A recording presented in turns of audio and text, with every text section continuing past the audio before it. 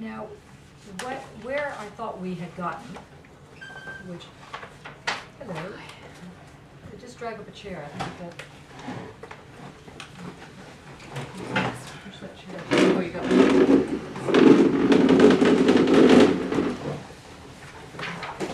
Okay, do you want to do a second PhD? No. How different things are, depending on who you ask. Okay, that was because there's an award going. So. Oh, is there? Yeah. God, 10 years ago. Anyway, okay, shall we begin again? I am now wondering where you are at the level of form and space and your work. The whole idea of the last 6 weeks really is to get you to think about a method that creates the way forward, the way in which one thinks something in advance, as it were, as your so-called ground, and knowing that this ground is in fact the famous groundless ground. What I'm worried about is that in you understanding how this operates, this is why I asked you to read the Analytic of the Sublime and a couple other things.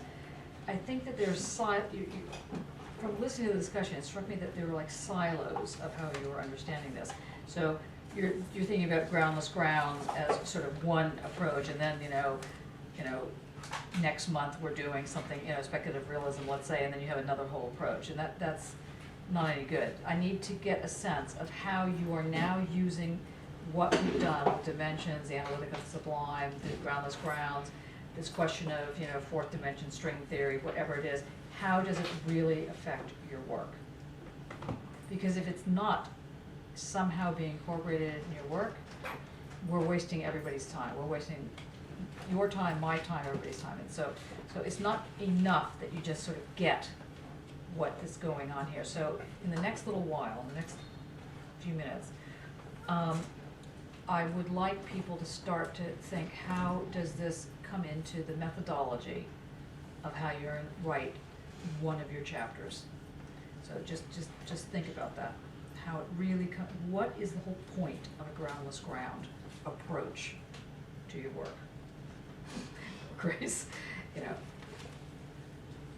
Yeah, okay, good. So you got that in the back of your mind. What is this groundless ground to your research? How does that manifest itself?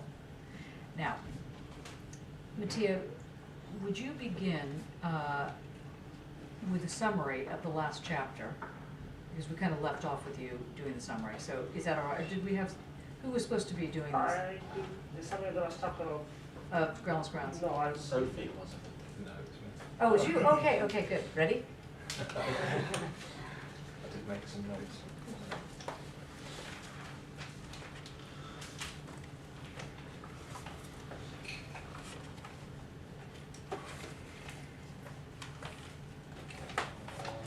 Those notes we can write out as your method.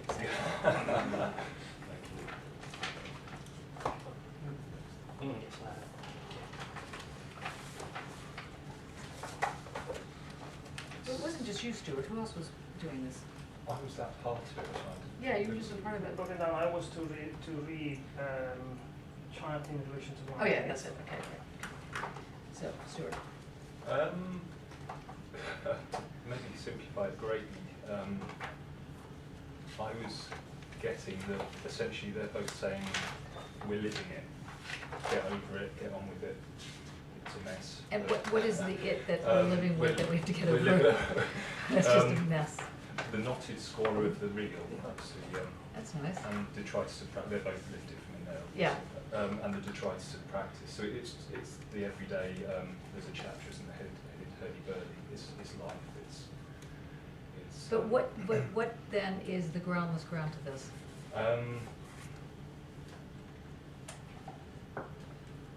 I think that hinges on the question, the preference of how over why. So it's almost suggesting that you ignore that crutch that's been used for centuries, and And what is that crutch? Obvious words. Of the sort of teleological, sort of always returning to this maybe greater presence of God or whichever. And Was it? what is it about the crutch? I mean, Stuart doesn't have to be the only one answering this. Andre, you can be the other one because we did this last night. What is the crutch that one is what's being kicked away in this? Is it the idea of transcendence, something transcending? Yes. That But why goes is beyond the life? transcendence considered anything? Because to it worry gives you about? because it gives you that infinity, that sort of continuation. with And death. what is it about infinity that is important here? It's finite. Infinity is finite. Okay, Yeah. that's interesting. I like tautology. No, yeah, that's right. Okay, let's start again. If I'm going to make a claim in my work, that claim can be one of three things. It can be an opinion, basically my opinion, or someone's opinion. It can be just something I tripped over, you know, some sort of like, not even an opinion, like a whim, like a gesture of some sort. Or it can be objectively true, objectively correct. I'm using those words together, objective and correct. Now, that's not to say a whim can't be objectively correct, and that's not to say an opinion can't be objectively correct. But it is to say that that which is presented as the truth is the truth because it stands as true in any circumstance. It has a universality to it. That's what makes it true. So in your PhDs, or whatever it is that you're working on, in your case, your marble PhD, okay? The true aspect of it has to, the thing you're putting forward can't just be your opinion, because nobody cares about the opinion. I mean, you might care. I mean, the only way your opinion would matter, in a certain sense, is if you were,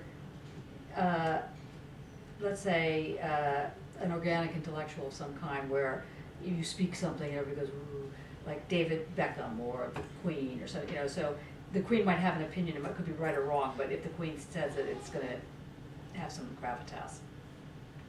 So, I hate to use that as an example, I don't know how painful it is, but anyway, in your theses, you're presenting. Hello. Hi, sorry, I'm like really sorry.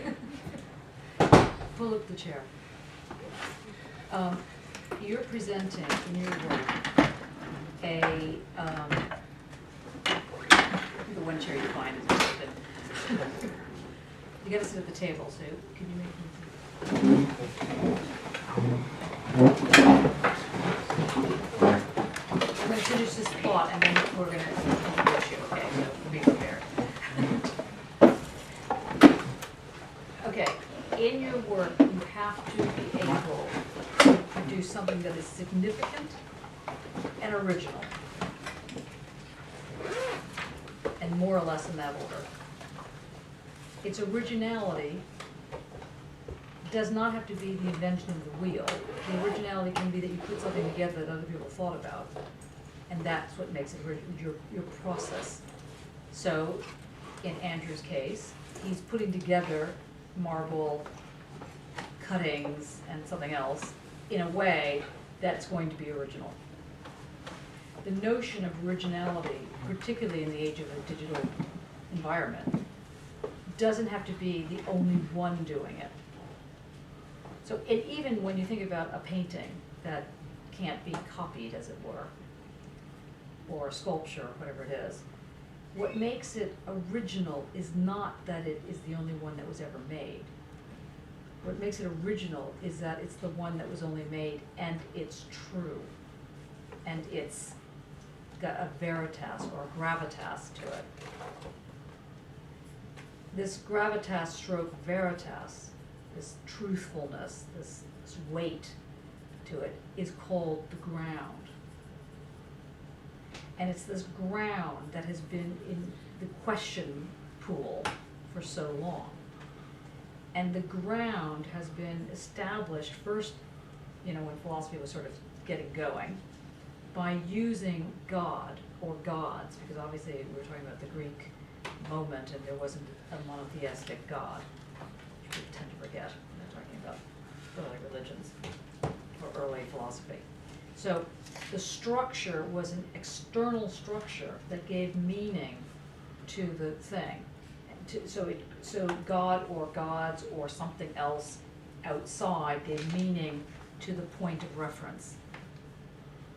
Then under Western metaphysics, so for 2,000 years of Western metaphysics, you have a structure of some kind that gives the ground. And whether that structure is the telos, or that structure is the dialectical logic, or that structure is rhizomatic or discursive, or whatever that structure is, it's giving a platform around which your arguments are going to be sitting. And what this whole 6 weeks has been about is that has been kicked out. That ground has been kicked out. So the question remains, what gives you or anyone else the right to, not so much the right, maybe that's a bad way of putting it, how is it that the work that you produce is going to live longer than a day, even if it's ephemeral? What does it mean to go from, that it's not just a flash in the pan, but that it has some meaning that exists from from moment one to moment two. So it's got a repeatability about it. Just try and think about that for a second while I now take a small pause. Can you introduce yourself? Hi everyone, I'm terribly sorry I'm late. Oh, that's not your name. My name is Dimitrios Kargotis, and I'm also a lecturer here 2 days a week, but I also am an artist. I run a collaborative practice with another guy called Dash McDonald, and we are kind of mixed media based, if you like, predominantly performance based. We recently tend to look at pedagogical models, but you can see some of my work now on CFAR. If you type in dashandem.com, you can see a collection of previous works. I don't know what I'm doing here really. I walked Well, in that makes you one of us. and I had a bit of a shock seeing you with your textbooks and pens. It's not how I've been working since I've decided to become a practitioner. So it's interesting. I feel a little bit unsettled, but I'm keen to sort of find a way to be part of this community and contribute. So that's it really. Now, do you have a doctorate? No. Do you want a doctorate? Are you trying to make me do a PhD? Maybe. Yes. That's right, poor Stuart. I've thought about it, but it's difficult for the kind of work that I do to integrate it into this whole practice. So it might be difficult to write it up in 2 days. PhD. A proposal. A proposal. 2 days. 3 days, actually. I didn't come in with the idea that I would write a PhD. I'm not sure actually what. Because there's an AHRC grant going. We won 410 grants and a part of a consortium. And I'm trying to get all the best and the brightest who are in this room to apply. It's like pulling teeth, but anyway, so don't hold back if you change your mind after today. How much is it for? There we go. It's I think it's 13,000 or 18,000 plus tuition, what is it? 13,700 something Thir- plus tuition fees. Plus tuition, Yeah. plus conference fees and all Yeah. your materials. But you wouldn't get that if you were a lecturer here. You just get your tuition fees paid. Yeah, that's right. It's not a big deal. You're funny.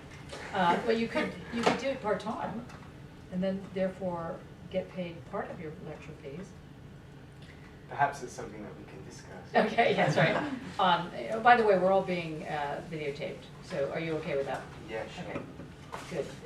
Can Is you just, everyone PhD? yeah, can we just do a quick whip around? Just one line, and then we'll go back to our heavy discussion that we were just having. Yeah. I'm Jakub, and I did this. You actually wanted one line. So That's you pregnant. that's a Fatima pregnant. Oh, it's Fatima. Oh, yeah, that's Well, right, Fatima, yes. I did that. Sorry, Recently. I meant Fatima. It's a part of the collaboration. There's a few other pictures there. There's more Okay. postdoctoral, but there you go. Okay, and you are doing a, I'm PhD, full-time, starting February 2014. Yes. Andre, as you know me, on the MA, part-time, year 1. Mattia, PhD, beginning of second year, food in art, food in science, and several other fields scattered around at the moment. and you do work on complexity. I work on complexity and metastable equilibrium. And he's also an artist, but anyway, that's, yeah. I have to fill in for you people. Stuart, part-time MA, second year, fine art. Who will be doing.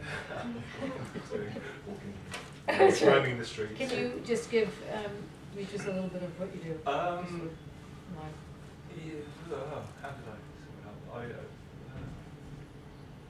How did I? I've been researching this building, sort of, not quite forensically, but sort of taking things apart, playing around with the people associated with them, sort of, yeah, mixing that up, seeing what comes out. So, to everybody else? No, that's That's right. So, Excellent. yeah, sorry, in a fog. Okay. My name's Lauren, and I'm interested in notions of event. In the philosophic event, not the, or the, not an event as in like putting on a music event. Yeah, not like just a meeting or something. Well, notions of event. Well, I like could say becoming or causality, but it's not. It's getting away from those notions, and it's looking at notions of event in the contemporary sciences and arts. I suppose what I was thinking about from last week, the launch, is like Isabel Stenger's article that I sent the link for, because in the launch, we were sort of talking about the issue of the rigour of art versus the rigour of science sort of came up, just sort of a forced kind of setup really.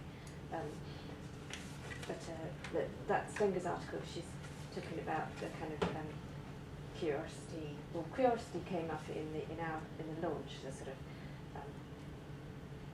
but also the notion of wonder. But to me, it's like it's more important, like sort of a true art or aesthetics. There's an aspect of kind of a notion of truth as the event, where the truth isn't this sort of binary truth for all time. It's truth differently, which is to play on your, when John refers to sort of the differently whole, it's almost like a sort of the differently true, or truth differently. But so I would say like it's not, because it's almost like trivialises, if you sort of say wonder or curiosity, it's almost kind of not quite enough, giving it enough, like actually the rigour comes from more than that, I think. So, That's good. PhD student as well. I'm Mark, postdoc. Can you give speakers a little bit more on that? I'm just interested this week in the concepts of intellectual experience, which can be found in Adorno, and the history of infinity, which comes in with Leibniz, that has a kind of history. That's it. Yeah. Good. Thanks. I'm Dane, I'm a PhD student. I'm concerned with issues of temporality in digital spheres and developing a methodology for understanding time as it's being reworked in spheres of instantaneous feedback. And in terms of distance, and just making sense of that. Very good.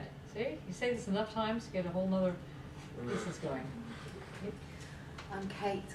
I lecture in drama at Newman University, and I did my PhD part-time in 5 years, and my institution paid my fees, and it was worth having those fees.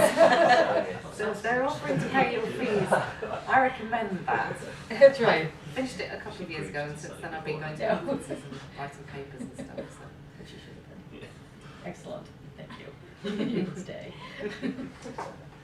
Okay, I'm Oscar. I'm a visual artist. I work with photography and video. I'm interested, until now I was interested in untruthfulness of photography in terms of identity.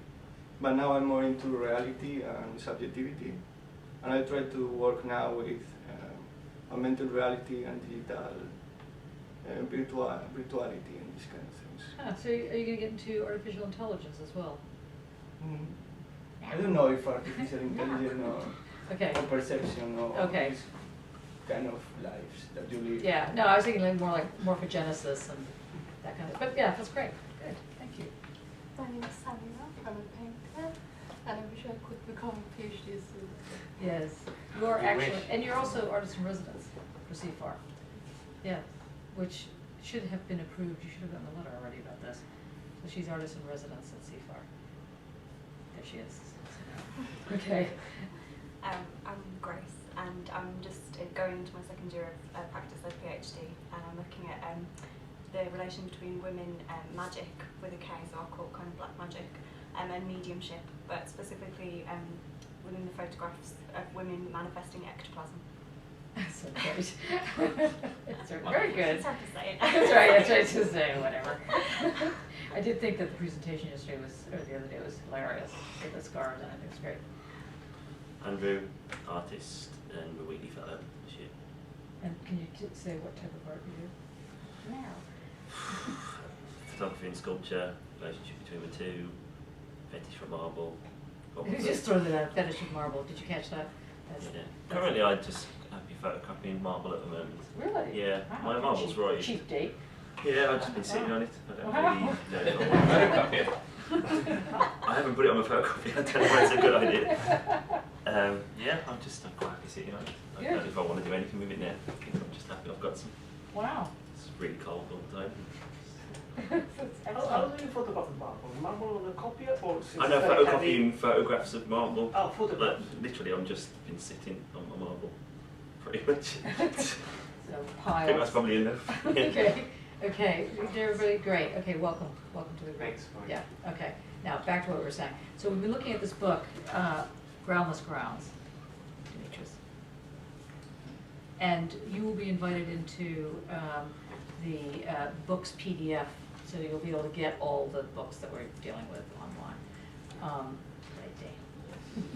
Dane is also the new CFAR assistant. Research assistant. Sorry. Right, okay, so where were we now? We were talking about the Groundless Grounds. So Stuart, when I was suggesting what is it that this thing is sort of getting rid of, it is the structure around which one can make the claim of how to go forward, as it were. Now, knowing that, can you develop that in relation to this last chapter? You don't have to, if this is painful. No, I don't know whether this is quite good. There's a quote on the last page of the last chapter about allowing being to send us what it will, rather than what we will. Right. So page 239, that's it. And I don't know whether that's Can you quite read us the right. quote? Well, I've got poetic quietism, and then ... and then it stays up. I can't.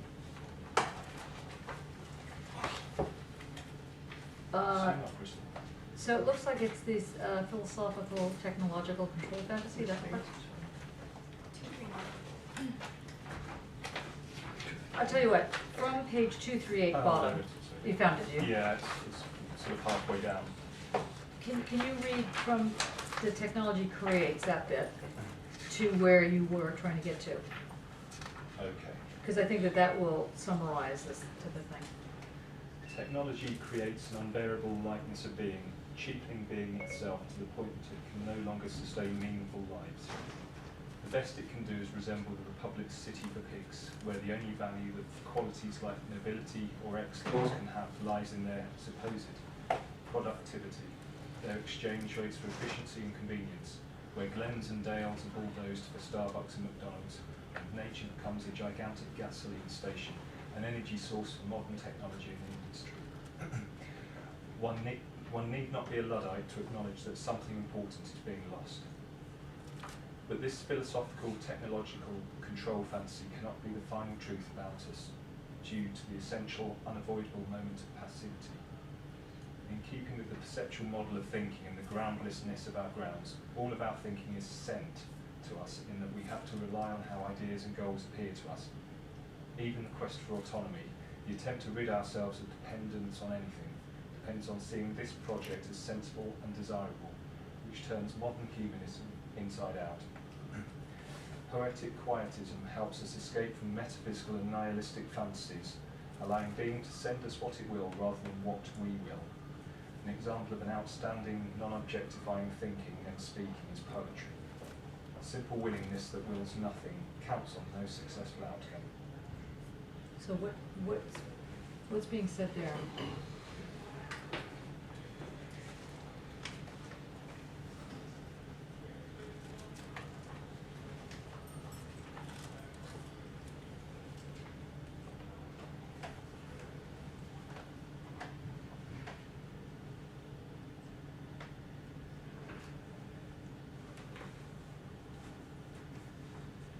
When you do a research, do you know what it's going to look like? When you put together your thesis, for example, right now, well, let's say you're researching in practice, do you know what it's going to look like? And that's what this is saying. Yeah, okay. This is saying that if you know what the outcome is going to be, then you've missed it. And that a technological moment that he's saying, he's caricaturing or characterizing the technological moment as that which already gives us the answer.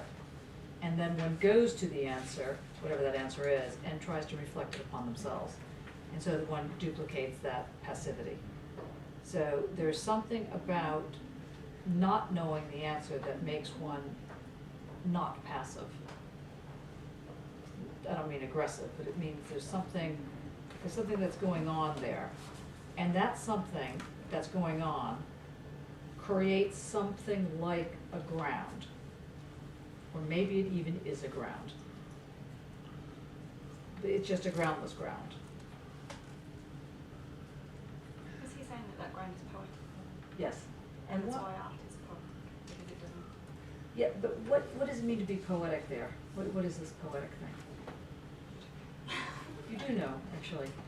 What do you think of poetic? What is this thing poetic? What is a poetic? I think it's in the sense that it is generative, it's poetic as in poetic. It creates the space it is expanded into rather than filling it up, retaining the visual. So the examples, the City of Pigs and Starbucks and McDonald's, rely for all the emotions and ideas that are already ready on the shelf for us, and there is no more room for inventing how we want to live, for example. So that's. But why call it poetic? Again, just expand. Just everybody hear that again. But poetic is generative. Is that it's double, I believe, here, because Heidegger refers to language as the house of being. So the only environment and the only between quotation place where the elusiveness of being, capital B, can manifest itself is in language, and particularly in poetry. Precisely because poetry is not an economic activity where one can say to this equals that, and I can always have a direct signified reference. But it's far more elusive, sensual, takes detours, gives you what you don't expect over a different kind of time. So it is something one cannot control fully, that one inhabits, but that one cannot repeat mechanically or economically. on the top of that, since it is a Greek word, it carries with it the poietic, which means the making, the manufacturing, the constructing, but not, again, in linear term. It's a creative way of making. Is that what you meant then? I know that we've described the process of making art as poetic previously, and that it's because obviously it doesn't hold a particular structure in a way that, poetry does have structure in terms of you can actually write it, but like you say, it's generative in terms of it can be sensuous, or it speaks on a different level to just a written grammatically correct sentence. Okay. So is it wrong to say it's something illogical? It's about anti-rational? You could say it's anti-rational, but there's no reason to think it's not logical. Right. There's a logic, it's just not. Type of It's a type of logic, yeah.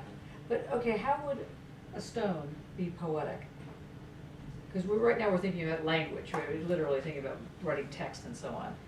How is a stone generative? How could you deal with that in a poetic, as a poesis of some kind? What would that mean? Or the images that you had, how is that poetic? What do they work? What makes it work? What makes it a work of art? I'm thinking about it. There was something that Andrew just said about its marble that was very touching, which was how cold it was.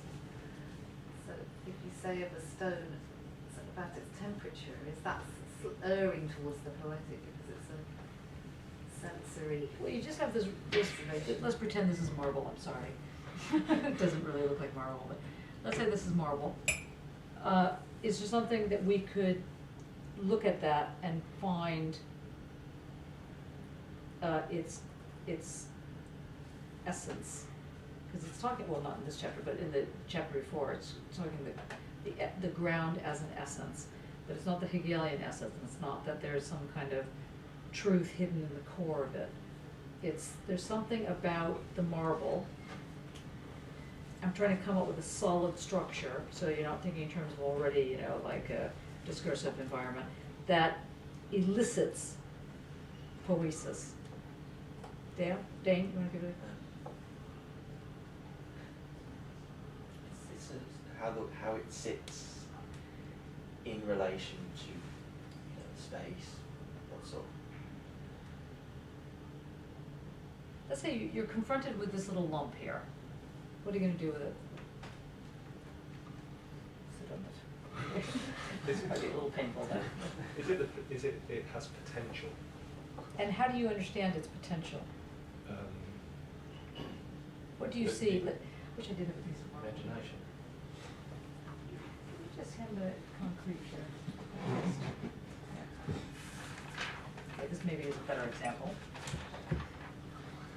I'm going to put it this way. So you're looking at this concrete blob. You going to make anything out of it? Does it speak to you? Let's say, can it speak to you? In which case, what's it saying? Get me out of here.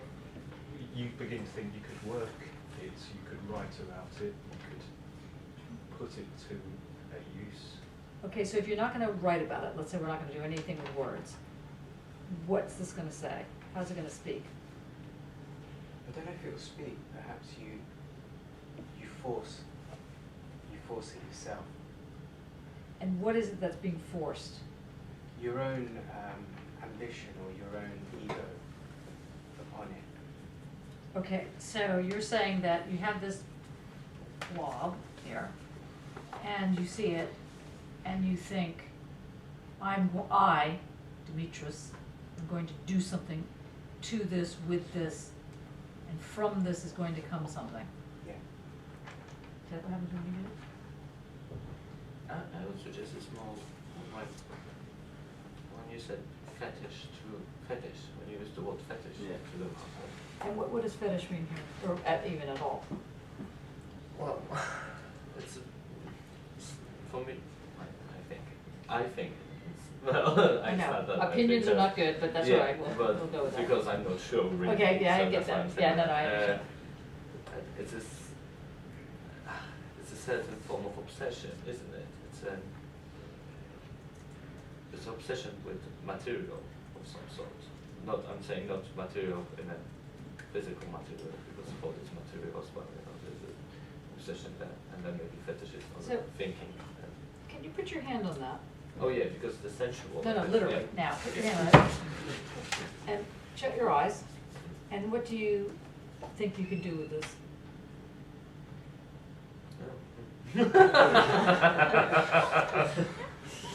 There you go,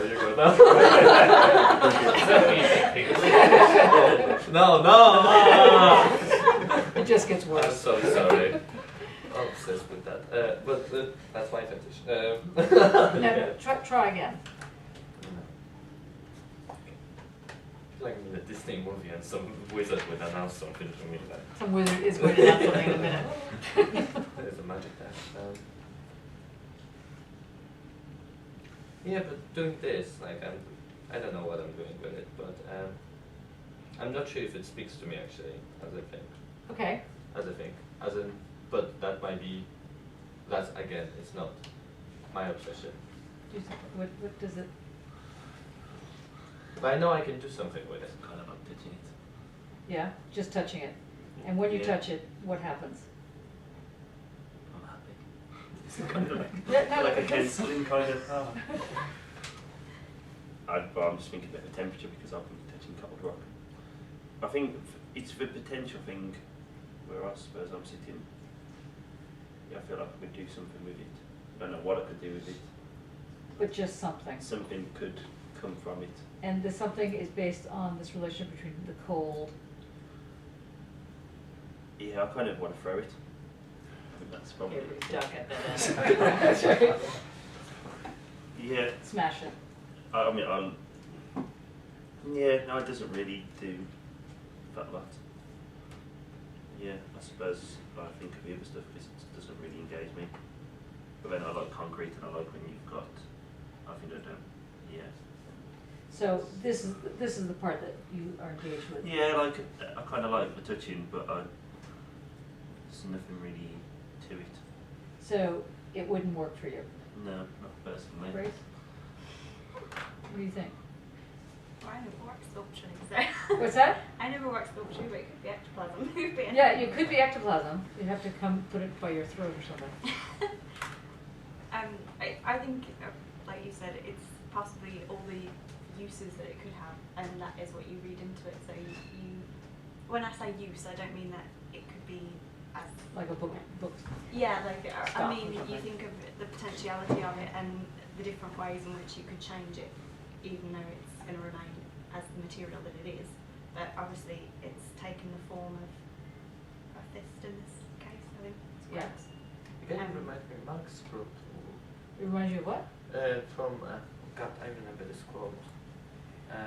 The wooden chair. That reminds me of about conceptual and the wood is a wood, and then it takes the form of a chair. Was it from Marx? Yeah. Marx. Yeah. Yeah. The wood takes the form of a chair, but it's still essentially Capital. a wood. Yeah. It's still it's still a wood. It kind of reminds me this because that's the fetishism of. The title is fetishism. Oh my God, I have read this in my head. First time in my life. Sad. Oy. This is happening to you, a PhD student now. Oh God. When I'm you going feel away. it, does this do anything? Does it say anything? I love concrete, but at the moment my body is smashed. Okay, we got two smashers. Okay, and you want to smash it? Why? What is it about it that you need to smash it? It doesn't You do need what other something. stuff. It's not doing something. It's just, it doesn't do, well for me personally, it doesn't do what I like about concrete. And what is that? Can you name that yet? Because now we have two people that want to smash it. Okay, you want to smash it as well? No. Now, But I just want to ignore it. no, nothing. No, I kind of just want to Pet it. pet it, kind of, because that black on the other side, Yeah. not the smooth one. That Yeah, the kind of rocky It's bit. smooth, but it's that's not. interesting. It's got no, yeah. Okay. So you want to interact it with another object and see if it's harder. I just think I just just discard it. I think it's very. Now, I'm asking you this because you're going to come across, let's say that lump of concrete is your body of research. whatever it is, whether it's a lump of concrete, it's a thing of paint, whatever it is, how do you know what lies before you as, quote, useful for your work? You need to have a ground to allow you, or a method to allow you to figure out, am I using this, am I not using this, am I gonna smash it, not smash it, right? And that's what's being discussed here, the groundless ground. So it gives you your way in, because you both know that that's not working. Or in any case, to be polite, it's not working for you. Yeah. You know, it's not to insult any of the other artists who may be watching, but it's to For me say, personally. for you personally. But as we know, for you personally is not interesting. But, I mean that, not in a Yeah. nasty way. Because in your work, it's not just you're gonna not sign your PhD when you do it. You're not gonna sign your PhD, and that's just my opinion. You know, love Andrew. You know, please give me my PhD. Right? That's not. If you say I'm this artist that I'm doing this, I'm not doing this because I just think it's a good idea. This is the idea. This is what I get. This lump of marble. This is what happens with it. You don't necessarily know in advance what's going to happen with it, right? So you know that you have this thing. You just know that, and you know that you could screw it up, right? You could take this beautiful lump of marble, and then it might not, quote, work, and then you'll be depressed. And the only thing you can do is sit on it, you know, which is kind of like the beginning, full circle. But if it does work, it's fantastic. Now, the marble costs money. It's a pain in the neck to get over here. So if you mess it up, it's a problem. And you'll know way before anybody else that you've messed it up, right? You don't need a tutor to come in and go, you'll know, because you're an artist, you can see it. You can see what's working, what's not working even before it's done. Because you have something that's guiding you. And it's not your gut, although that's how most artists speak. Yeah. It's something else that's giving you, and this something else is what they've taken these pages to explain. This is the guide. This is the thing that gets you. It's not that you have a teleological unfolding. That will not get you to art. It's not that you have a dialectical synthesis, which is also teleologically unfolding, also will not get you to art. Hence, always the problem in Marxism, and not to mention Hegelianism, when they're talking about art. They tend to not fetishize, but sterilize it. And the Marxist analysis, however wonderful Marx is on several of the fronts, he's terrible, or Marxism is terrible on art. It's just like you just want to weep, you know, because it's so into a commodity. It's already into Starbucks on the shelf, and they're already taking a look at it. That's right. That's right. That's right. Yeah. Exactly. So some will say that piece works, and some will say yes. For me, it works. Yes, and okay, sorry, I didn't mean to stop before you asked me. It's heavy. Yeah. The concrete is something that for me is aggressive. Is oppressive. Aggressive. Oh, aggressive. And it's a fit, so it's like capturing this biomass, like inside out. So for me, it works because of that. Okay, and one of the reasons that's the case, I would be, oh, don't put on that cover. Sorry. Concrete's aggressive. For me, yes. What's aggressive about it? I don't know. Probably Go outside, work it out. If you put it against the nature, for example, the way that the cities are building and this kind of But gray. I'd consider concrete quite natural. If you look in a city, if you compare like a concrete building to like a Selfridges building, the concrete's far more natural. I think it's because you are used to that, but it's not natural at all. It's something that is there for more time, so you get used to. So who's right? Oscar's right? Or Andrew's right? Or are you both right? We're all liberals around the table now. I'm right. I'm liberal. That's Both. that's right. Yeah, probably it's an Proof opinion. hug. It's an opinion. I was supposed to go with not like But that. they're right but about on that press, concrete is not doing how it- something. So that's the truth to do both claims. But what makes Oscar say that works as the fist is because his method is one that deals with the relationship between something that exists and its matching, as it were. There's a 1-to-1 ratio that goes on. So I would be willing to bet that your, let's say, greater form of the method would be a dialectical method on some level. You would have that as a worked out method in your way of going into this. Whereas these two would have more of a Heideggerian move. They'd have, sadly or otherwise, it's more of a constellational environment. So that could never work. That piece of work of art, for those two, it doesn't surprise me at all that they don't think that works as a piece of art, in their opinion. Because the method that drives their work is constellatory, is situational. It's got a core to it that goes outward as opposed to a 1-to-1 relationship. So for those people that would think that that works as art, more or less they're going to have a methodological inroad that's going to be basically a dialectical inroad. Yeah, I think what you were saying before about, what did you say, if you know what the outcome is when you've already missed it, that's kind of what I feel like that is. It's kind of like punched into the clay or whatever, made the mould. You know what the outcome's going to be, you know, it's just poured. If you're just going to punch a clay, just punch a clay. So that's what makes you angry about that piece? Yeah, I just don't see why it's being been cast. If the actions, the interesting thing is kind of a punch into it, but putting it into concrete there was never a need because you knew what it was going to look like. Why? And what about you? How do you respond to that? And that's more aggressive. Yeah. Than a nice piece of concrete was smooth. There's nothing aggressive with a nice smooth piece of concrete. And if you're going to have a smooth piece of concrete, I'd rather go to a gallery with a nice polished concrete floor and just touch that. You know? Yeah. How do you know someone intentionally did that? Did what, sorry? Intentionally pushed their fist in that way. Well, like once you've punched it in. But how do you know they did that with the intention of creating? They might not have done. They might not have done, but the real question is, why do you bring in the notion of intention? And because why would that? The artist isn't here. Well, actually, the artist is probably there. But I feel bad talking about people's work. No. There's a painting. There's a fist. No. We have to. It's very important not to get a homogeneous notion of what is the right art, but to understand why it's working or not working, on whatever level it's working or not working. This is what's crucial.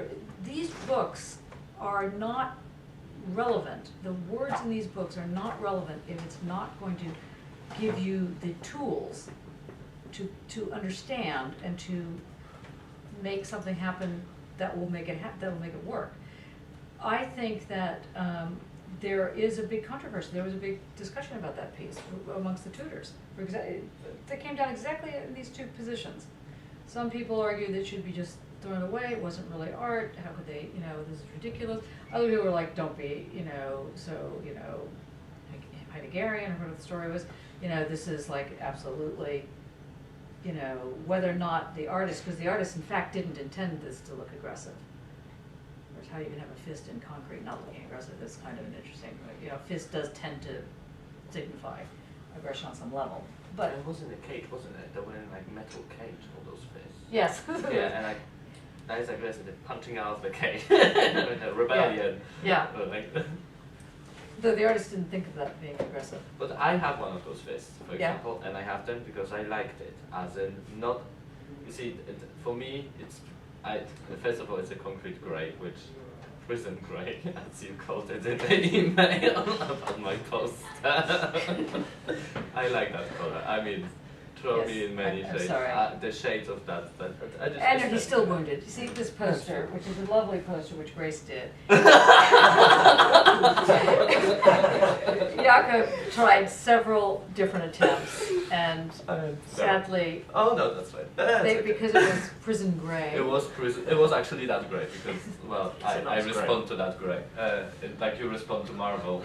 Marvel. I like concrete grey as well. I like the grey. So I have Alright, let's try and get past I this. thought it was supposed to go like on its side, or I haven't seen it in this installation that these people are referring to. I've only ever seen it on its table, and the first time I saw it, it was like, wasn't placed like that, and so it's quite a different object. I believe it's placed. And what does that say to you like that? Well, it seems more interesting as an object like that than just placed as if that's the base. But in a way, I suppose sort of, I think like when I kind of encounter that object, it's like, to me, that what's happening then is, well, that's a disruption. It sets off a disruption. It doesn't really invite a disruption. But there's sort of, so in terms of like this notion of event, there's, I can come into this room. We will go back to the event. And there's like, I could contemplate the crayons I could contemplate any of the objects, or be affected by any of the objects on the table. But I suppose in a way, it's almost as if that's, you could say, well, as a more obvious art piece, that's inviting. And why is that a more obvious art disruption? piece? But I'm saying it's not about, it's not like, the point isn't, you can't control the event, so it's not inviting the disruption. It works if the disruption happens, if it's happening, and its intensity is more if the disruption is somehow greater or more powerful. That's the way into it, for me, as an art object.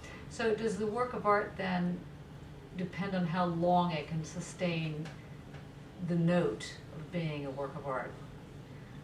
So like it can sustain the note of being a work of art as long as it's on its side. But if it goes standing up, then it's not really considered art. Well, I suppose it's like for that particular piece, it seems to be have more power. It's more powerful. Or more, for me, it's more interesting as an object. I'm going to ban for me in this class. Sorry. No, not just because of you, but yeah. everyone feels the need to just take their own Okay, I responsibility. think for everybody, it's more interesting what it's doing on its side. It's just insensitive put on this thing. It's like, well, this is the base. You know, this is an object on its, and it's got its wide base as its bottom. So it's not really doing. So it's as soon as it's balanced more interestingly, it kind of disrupting. There's sort of a zone of something happening just in the sense of how it's balanced. Never mind about what other qualities it's sort of arising from it. But actually, the slice and the kind of that circular thing produces the sense of sort of the skin or something like. So it's a different thing. Sort of you don't see that so much with the punch of upwards when it's on the base. Can Mark and Dane, can you get the lamb down? I mean, it's heavy. Yeah. So let's just put the lamb. It's heavy, Dane. It's very heavy, yes. Yeah, can you just put it between you and Mark on the? I think there's no difference between two pieces whatsoever for me. What's that? The lamb is always the sacrificial lamb. Golden lamb. It's golden lamb. Okay, so what's the the difference between these two pieces? Nothing. Nothing, I agree. Yeah. And why? So are they both not pieces of art? Or are they both pieces of art, but just barely? Or Technically, they're pieces of art. and when you say technically, what do you mean that? Well, there's a whole argument about everything's a piece of art, or it's been made. Okay, try not to make that argument. Well, yeah, it's been made with the intention of being art, but I don't class it as art because I think they're bad. Okay. Like this is Except, just as contrived. Is it possible to say this without saying I or my thought, or here's what I think, or my I opinion? could say it's bad because. Yes, that's fine. It's bad It because. is bad because the same as the lamb, which is kind of being sort of from the offset knew exactly what it was going to be. So did the fist. The fist is trying to be. It's trying to be an elegant object in the sense that, you know, if that was a punch in, an actual punch in, it wouldn't have a nice smooth edge. So they've obviously punched in and created this kind of, sorry, you know, like that. If you imagine your fist going through something, you wouldn't get this nice smooth surface. So that's a, you know, a stylistic decision. But if you're going for this stylistic decision, that's lazy. Why didn't they just smooth the top off? So actually, when it's on its side like that, I'm just irritated because I'm like, well, you couldn't be bothered to do it properly. And when it's like that, it's awkward because you don't want to break it. I kind of would like to, but yes. I just, you know, when it's like that, there's a bit more. You can start thinking. I kind of think, you know, the fisting kind of political, but it's awkward. On its side doesn't really say anything to me. You know, it's not unbalanced, but doesn't. You know, whenever it sits, it just sits awkward. I don't understand. Is that all limited by your? No your I personal... and no your and no. Okay. No, if you get because anytime one says I think, I'm going to get 5p. Okay, so I just want you to know this. I'm going to start making money now in this room. When looking at other art, like Can you not say aye? There's a piece of work by, I can't remember the name, the one that's got the bodybuilders punching clay, and that's kind of got this aggression, but it's actually... Who's that? It was a Fizz festival, actually good for Grace, glimpse of invisible women. Is it Vanishing women. Vanishing women, yes. An artist from LA, a woman who has sculpted her body by bodybuilding, particularly by punching big lumps of clay, 2 or 3 pounds heavy. And the performance is done in darkness, and there is a photographer with a powerful flash that takes pictures of her punching the clay. So you are standing around, so you only have glimpses of this very, very intense. So it's like having a glimpse of that. Oh, right, can you show that? It's only small. For me, that's got the aggression. Oh, I say 10p now. It has got the aggression, and it's also got the beauty, and it just works so much more. This But the somewhere in between. Initially, we were presented this as just a thing. But yeah, it wasn't given to me as a fit. And suddenly, it was given as a exactly. concrete And suddenly, that pretends to be a marble. we've assumed. No we. It's another 15p now. Yeah. Suddenly, the conversation has come to discuss its origin of production. But it obviously wasn't being made as a bookend. But that's it was being made as a piece of art. But so there's no way you can look at it without the context of it being a piece of art. You can't sit there and go, oh, you know, it's a piece of concrete, because actually if you want to do that, then... But even if it were a piece of concrete, let's say if it was a urinal, for example, the typical argument, why would the urinal make its way into art, whereas this, it is being claimed, cannot material? And try and bring it into groundless grounds if it's at all possible. From the point of, because we cannot discuss it in abstract. From the point of view of 2013. The point of view of a year. No, from the point of view of now. Okay, right, I see. Where there are artists. It's like, that's been worse than my view. At least now. Okay. There can be a lot of limits to that object taken as an art piece. So, I think it is very important. Okay, 20p. To focus on where the frame is set. Thank you. That was my computer. Okay. sorry, okay. So I think it's very important to where the frame is. And where's the frame on this piece? It's very local for this piece, the frame. Very good. Let's try that again. Maybe, I just ask you to close your thing just so people can see it. So it takes a number of semantic references that rotate around the 2 elements that are in it. So how does it create its frame? It creates a frame because it brings together 2 pre-existing separate elements, the fist and with its gesture, and the concrete that stands for, so the material that stands for the object, the wall in general. The world? The wall. Oh, the wall. Yeah. Oh, I see, right. And then the third element in it is the problem that has been around since by the 19th century of how to preserve the gesture in sculpture. Because sculpture is the bronze, stone all cast in bronze. Once it was cast, it was possible to preserve the gesture. Originally it was erased and progressively it was retained more and more. Now, these 3 elements play.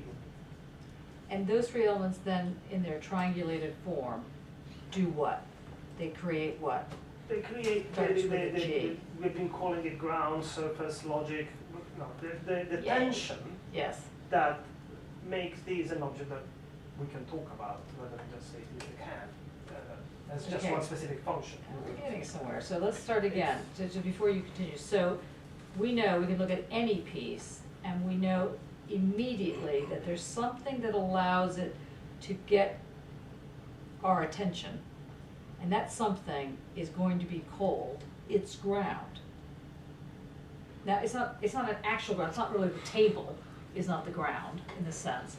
There's something that is giving us the ability to make these intersecting pieces come together to form a plateau, a constellation, a something that then allows us to start making assumptions. That's what you're saying. Yes. And those three things you've named, the reason it's poetic is because the poesis names the task of finding the various elements that become the frame of this, right? Yes. Okay. And moreover, precisely because it is poetic, and not economical as it is described in the paragraph we read, it's because there is no fixed boundary, no fixed method. Therefore, there is no fixed number of elements that can be brought into making, and there is no fixed method for assembling them. So I just want to say that as we're getting through this discussion, you will now begin to understand why certain pieces of art make it into galleries or wherever they're going, and others don't. And that as much as someone wants to say there's no such thing as bad art, there's plenty of examples of bad art, and it's not just one's opinion. Now, I'm not suggesting at the moment that either of those two things are bad art, but what makes something able to be understood, whether it's art, good or bad, is to start with this poesis that creates the frame, or the ground, or the surface, or the logic around So which you can do this. Yeah. We're saying it is art because it's got a ground. No. We're saying it is art because this poesis can be attributed to it. That might be bad art, but whereas this, now again, the question is this art? No. And thank you. But the cast version of that not Oldenburg, the other pop artist made, with canvas brushes. Yeah. Yeah, Kuntz. No, I was thinking Kuntz. Anyway, yes, let's he just. copied a pop artist. There's no value, of course. This is absurd. It's not Oldenburg, it's the other one. The one was doing Rauschenberg, yes.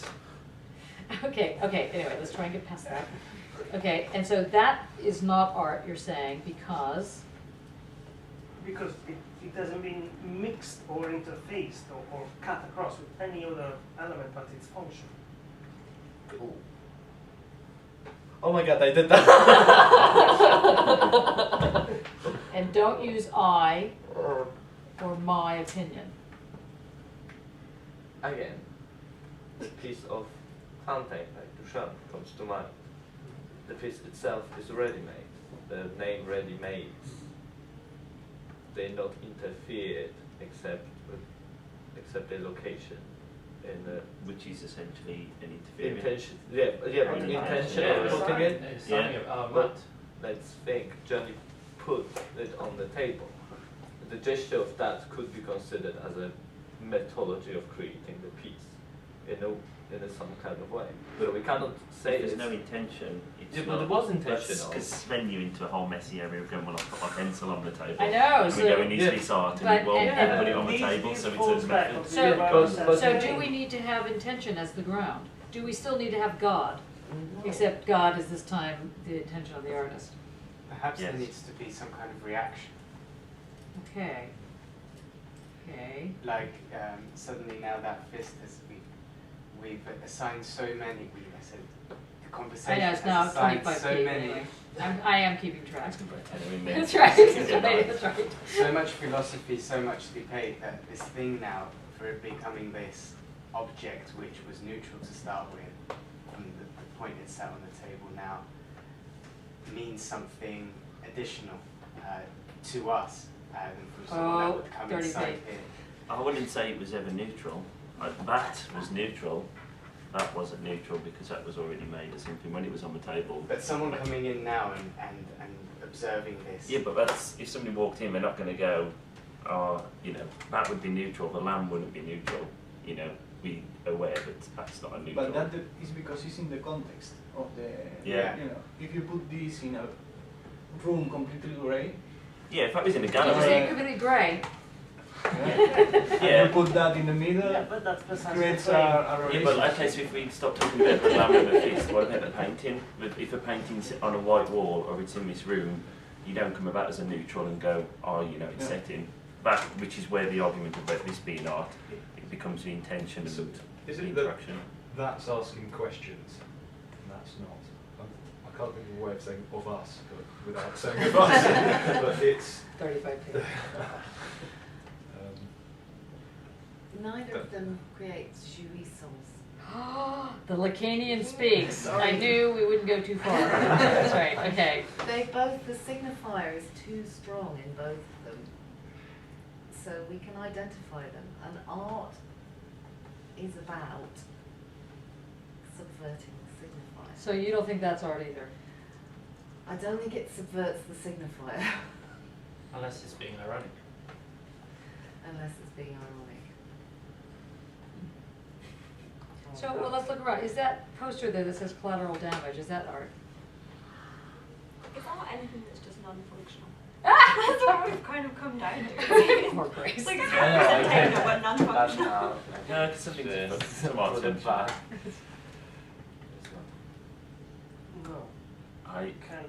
I think Malam's art. I think it's bad art. Yeah, several more pence. Well Yeah, done. we're now But 40p. This is that's for position. Can't say it. That is the only position that it's art, but it's bad art. It's crap. It's, you know, it's that what you were saying about if something. So you don't think MoMA would buy that? Did you say you don't What think? artist changes? I can't answer that. That's right, that's a trick question. I'm trying to get another 5p out of you. What was it? So it seems like kind of. It seems like kind of. Well, it seems like one's forcing art into sort of like something that something can either be or cannot it. And that's like for all time instead of, well, obviously different periods have different approaches to art, but it seems like the art is doing something differently sort of as well. So it's not really, so art isn't fixed to an identity, kind of, it sort of refuses. It's a bit irreducible, really. Okay, we've got, what, yeah, Dane. Is it because it is because art is grounded in difference, is that right? Because if it's grounded in identity, it is its own thing, it can't be otherwise. But if it's grounded in difference acts as a very strange ground. It allows it to spread out and gather and invent itself, to enact other potentialities for its senses, its logic, and that sort of thing. And what gives Dane Morello, whose name I'll someday be able to pronounce before you graduate, the right to claim that difference is the ground?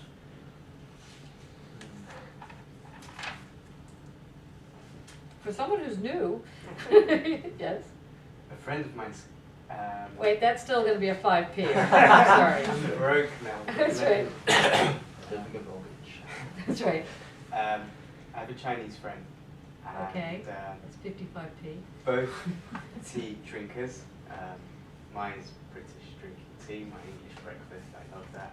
And they brought their tea. And they said, try the Chinese tea. So they mixed it up.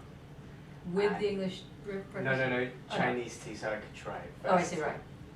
So I took a sip of it, and it tasted, I thought it tasted like shit, it was really bad. This is ghastly. But I was polite. I said, it's really good, it's different. And You don't think this person's going to look at this tape, do you? and I thought, well, you can try the English breakfast tea. And I mixed it up with the milk. And I passed it over to them, I thought, they must like this one. And they did the same thing, they went,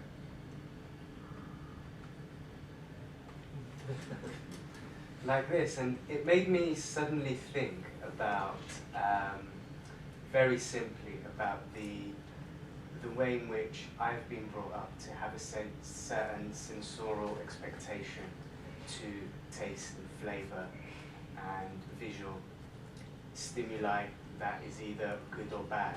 So somewhere along the lines of growing up, I've been drummed in this notion, which no matter how clued up I am, no matter how many PhDs, there will be at some point that there's this innate reaction in me which challenges that constantly, and I always use that as a basis to always create a philosophical argument against. So tea is in the stomach of the beholder, as it were, right? Okay, and what does Kant say about that, about taste?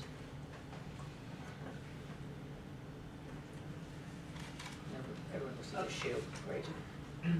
Yes? Try to say we once? No. It's a I and we twice, maybe. Okay, 60p.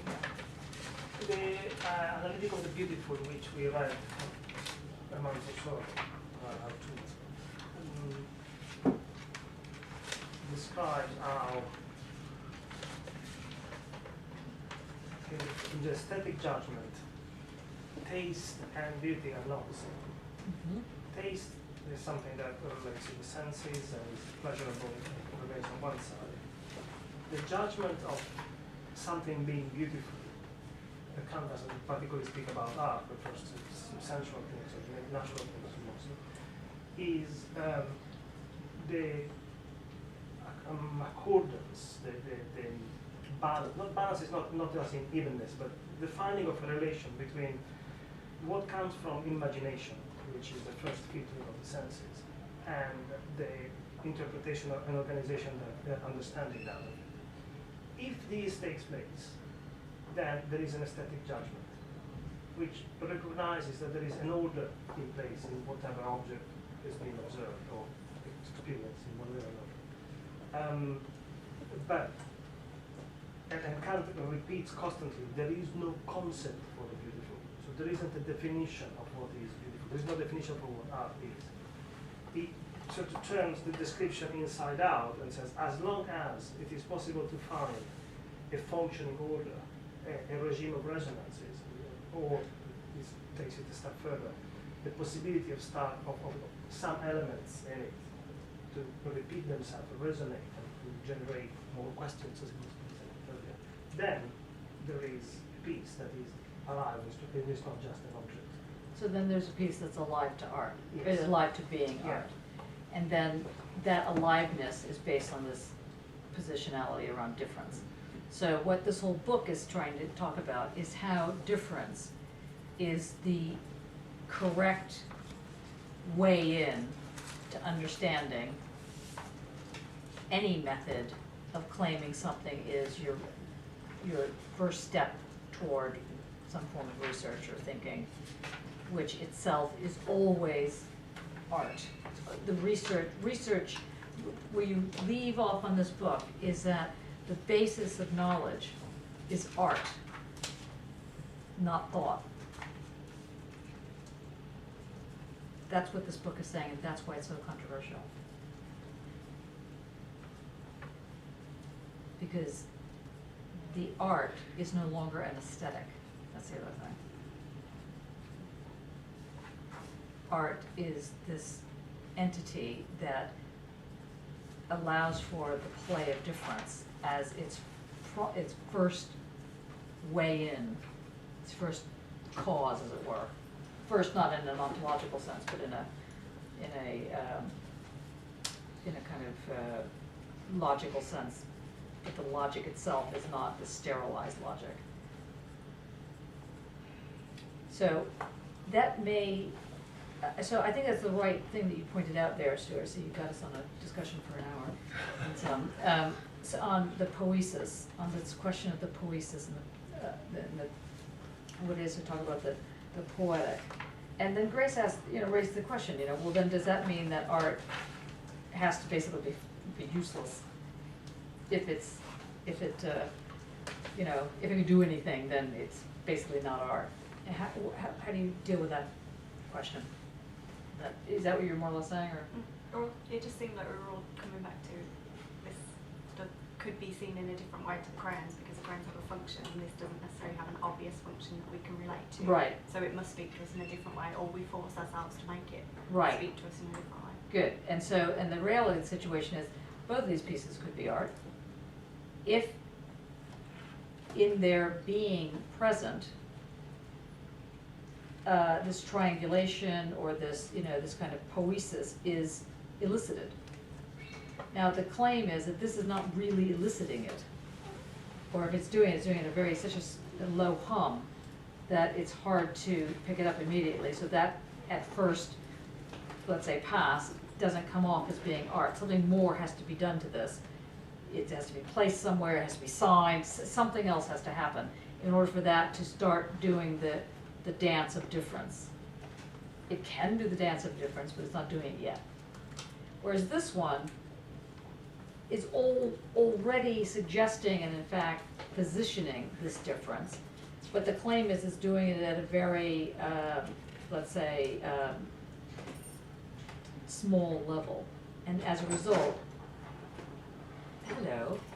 as a result, this means that in this case, this piece would be considered bad art or not strong art, something like that, right? And that's not an opinion if in fact the argument is based on the fact that art is precisely difference. That argument that art is based on difference is not a typical argument. The argument that art is based on the ability to point for point reproduce reality has been the central feature of art up until the Enlightenment. And it's the introduction of the Enlightenment that has thrown everything else into chaos. It's this notion of the exit, as we keep talking about.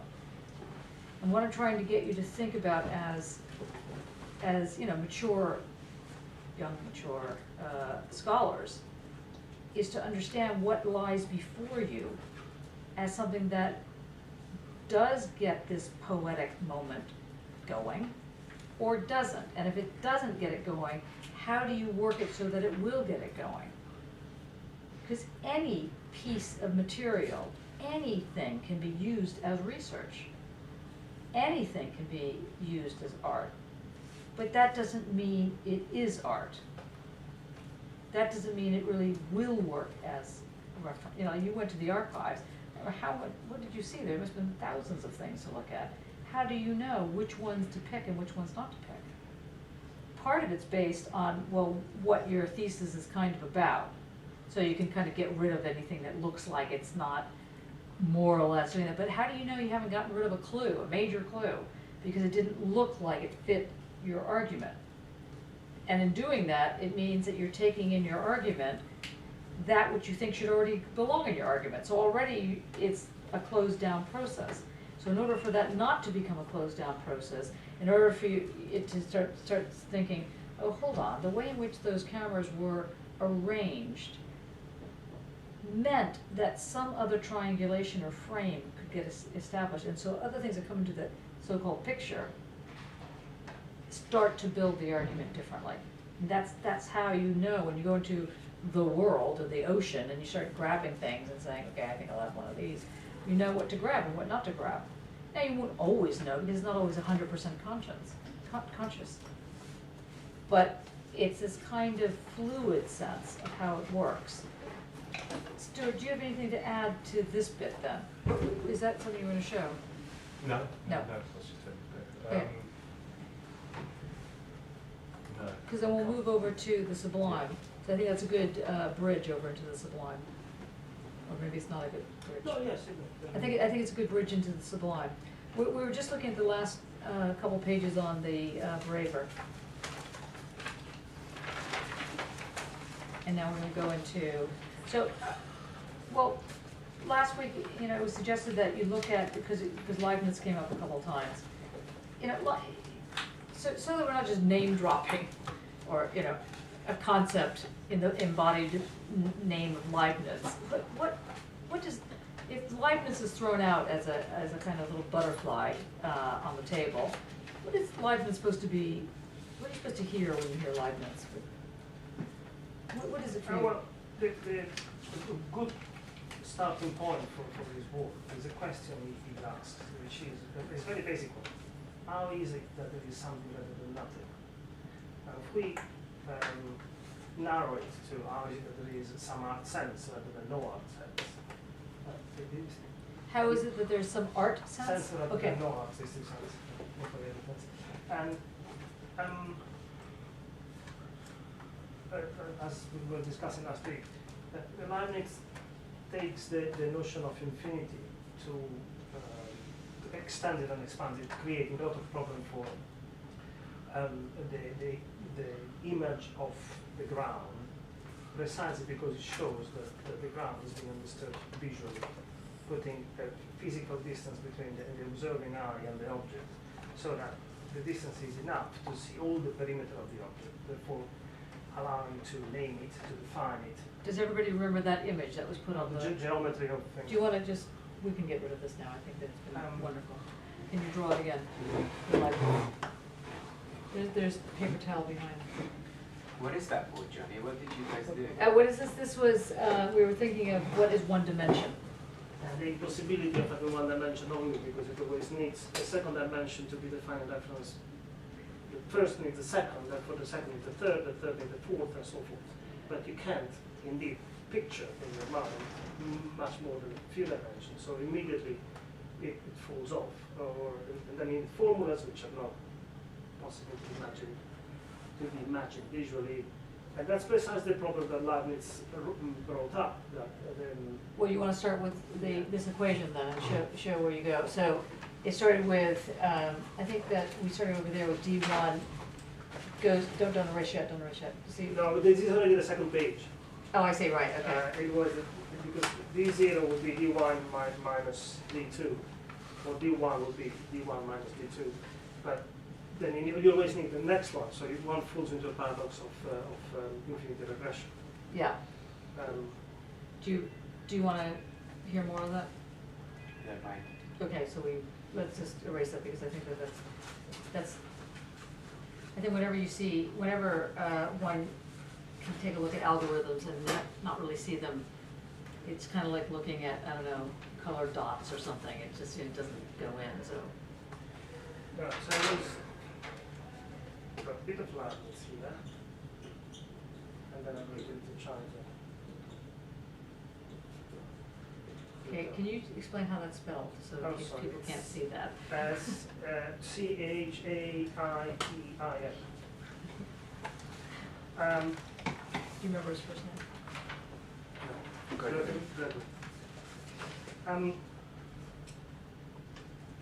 The problem was that since Greek times, so we are connected.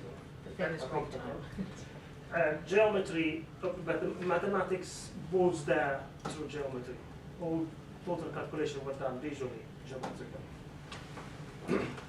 Therefore, and that went from Euclidean through Descartes around to the modern age.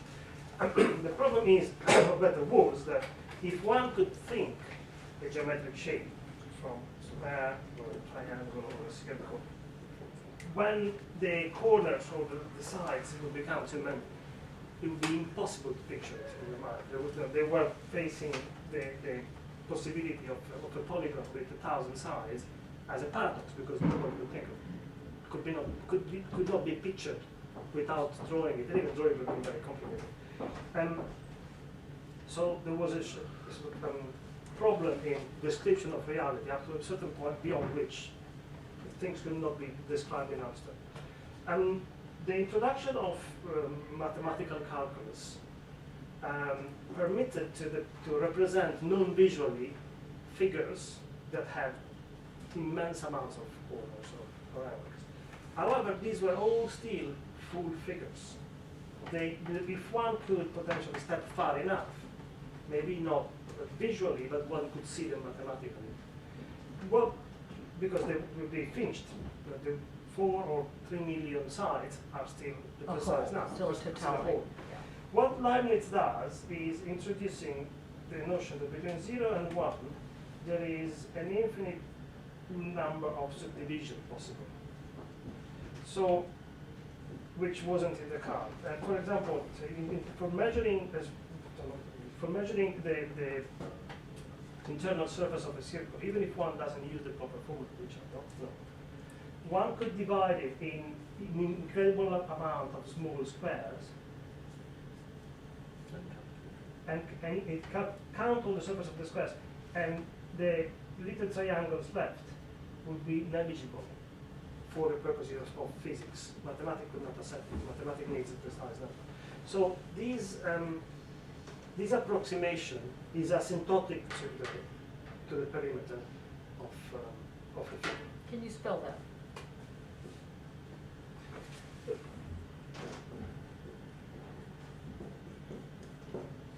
New dinner party word. Okay.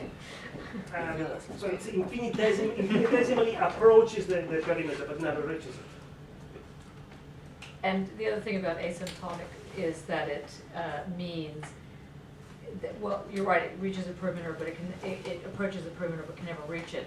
But that's acceptable in the physics, but it's not acceptable in the mathematics, which is part of the point here. So physics will allow for this kind of understanding of reality, which mathematics can't do. So to get back to the fist here, this would be a mathematical formulation in a certain sense, a one-to-one. It would not be a physics formulation, because it doesn't leave anything left, there's nothing left over, there's nothing that's still needing to be finished, as it were. And these spoke to, because we were putting it in parallel with Heidegger, big B being the small b, big B being in essence the ground of which all the historical beings are the product, the declination by which they are supported. But approaching it, since the more one looks at it, the more it withdraws and disappears, is precisely the same approximation to individuating the totality of the perimeter here. So it's having a theory that can encompass entirely the field and describe it all a priori, which is precisely the problem that Chaitin brings up. Chaitin looks at another side of Leibniz that is in the discourse of metaphysics, where Leibniz is putting forward that not only God must still be kept in the picture as the most important part, but also the creation of the world by God is not seen as good by us simply because God has created it. God has created according to rational rules, otherwise there would be no praise to be given to God for having created it. It just did whatever and then we like it because God has made it. It will work backward. And in what concerns Leibniz, and Chaitin takes him up because it then returns in computing problems for computer programs, is how can the complexity of the present world be seen as holding together logically, therefore being positive. And he's saying that the smaller, we'll get back to this one, it's not just two separate lines. The smaller the law, the smaller the formula that can produce the biggest and the most complex result is the strongest law. Leibniz made the example that was just a quick pen. If you close your eyes, dip the pen in the ink, and then toss it at the paper, you get a random display of dots. And then Pollock was born. And it's always possible to find a curve for a mathematical formula that will go through all the dots. And that would be a law that is as big as the system. It would be just a description. It would not be any sort of analytic picture of it. And it says this is completely useless. It would be an inflationary use of laws. It would be calling everything a law. So it wouldn't work. What would work instead is to find the simplest, shortest possible formula that would account for that distribution. And in that case, then you have a very strong law. Which doesn't mean that you can find a law for everything. Some distributions are indeed random, they fall out, and for it that they are excluded by God, and God only keeps those distributions that can be explained with the most shorter and simplest, or as they're called in science, elegant formulas. So that kind of formula would allow calculating a shape like this, no matter how big, because it is just a simple equation, indeed an algorithm that can account for whatever complex distribution we can find. And in this case, I don't want to say confused, but we're passing in a shady ground and on a shady threshold, because these small algorithms are would be a ground, a very solid fixed ground. The problem is that there's nothing Leibniz, but Chaitin brings up from Leibniz, is that it is impossible to prove when such algorithm will have described the entire periphery. This is a problem that is the problem of Gödel, of the impossibility of demonstrating the axioms of mathematics, which Chaitin says, though it's too weak a demonstration, is not interesting, I want a stronger one. It's a problem of Turing that a few years later brought up the fact that it's impossible to define when a computer program would have explored all of its possibilities and would stop working. And is the problem of incompleteness which I think is working on, which I am yet fully grasp. Going that direction. So the groundless ground returns because although as a method we stick with the simplest formula to account for the biggest complexity, at the same time it is not possible to say from here where the horizon lays. So in those terms, it is still a groundless ground. It is still an environment that is never defined. Wait, how many people have understood? 2 people, 3, 2.5, 3 people. That's a half of a hand raised. Did you understand it? What? Okay, then raise it more. Okay, you understood? That's what the consequences are of That's right, okay. I asked that, not because I'm trying to embarrass you or anything like that, but because you're right, with the minor point around Gödel thing, but we'll get back to that. Does not. But this, the thing is that I'm still not convinced, but maybe it's just I'm just not hearing it right, how this groundless ground becomes a problem for us in this moment of trying to understand, you know, that if we're almost cracking it now with the fist, the lamb, the crayons, and yet to move into this question of the sublime and to move in the question of you know, infinite probabilities or incompleteness theory or undecidability or whatever the thing is, how is it that that forms a groundless ground? Because it does not foreclose the possibilities of the artist's work. But it does not foreclose the possibility of any work. Or if anything, it does not foreclose the possibilities of identity. A possibility. The possibility itself. In other words, when we started off with the marble, even before we got to the cement fist, and we were asking, what is it in the marble that becomes interesting?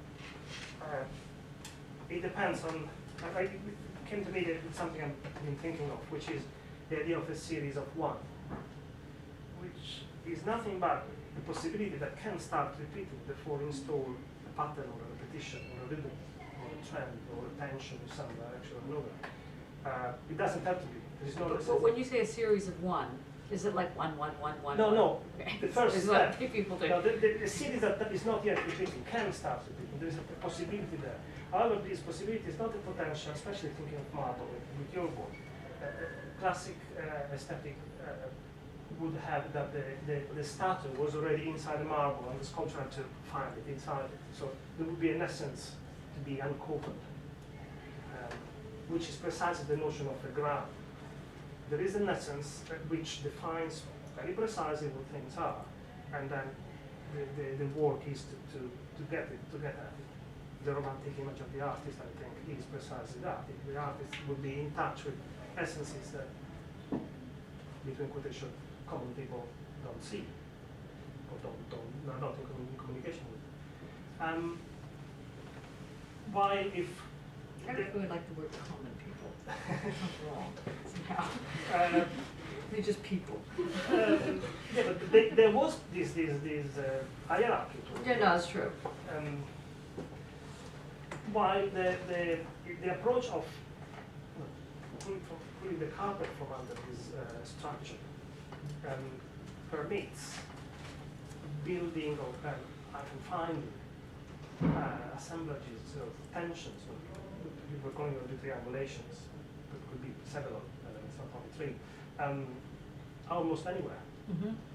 So there is no predefinition of art. There is no predefinition of art. So there is no predefinition of identity. And that's what I think is very important in the ground.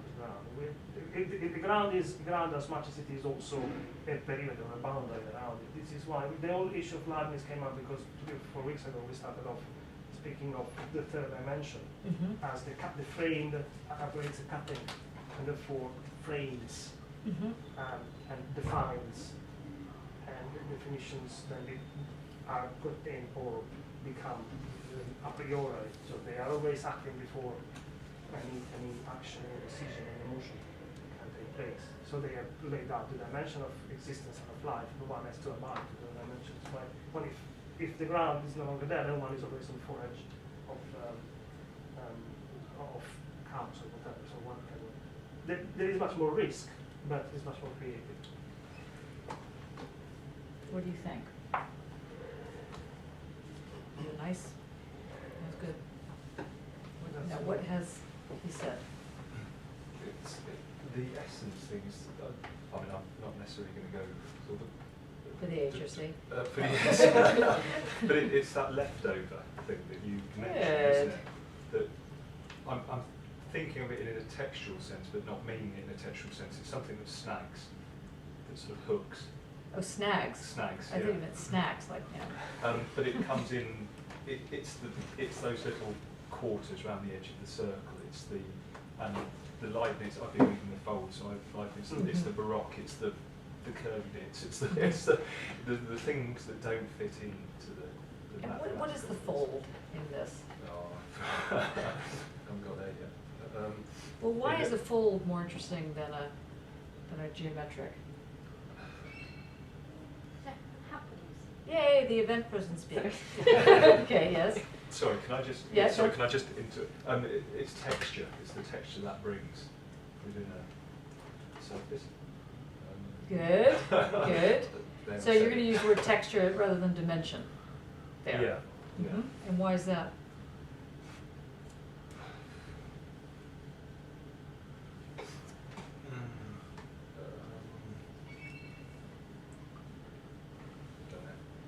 My guess is, 5p for me, is that it's because texture tends to resonate with some form of a senses, whereas the dimension tends to sound like it doesn't have any senses. Yeah, it does bring me. It goes back to the leotard. Yeah. The bitten band. Yeah. That whole. So let's just see if we got on the table what is there, so everybody's on the same sort of page, as it were. We have a surface. Let's say this is the surface. Just picture a surface somehow in your head, without a structure. That's the first problem. So the surface, yes? I wasn't saying. Oh, I see, right, oh, I thought you, sorry. I was contemplating. Oh, I see, sorry, moved. So the surface, which isn't, we have a surface at the table, but we have a table that holds up the surface. So in the example of that one, you can see surface requires a structure. But if we have a groundless ground, that means that the ground that is being used as the kickoff path to make something understandable doesn't have a structure to it. It has just the surface. But the surface, according to Matthias, and Stewart now, is that structure has some kind of depth to it, or some kind of something to it that allows it, what?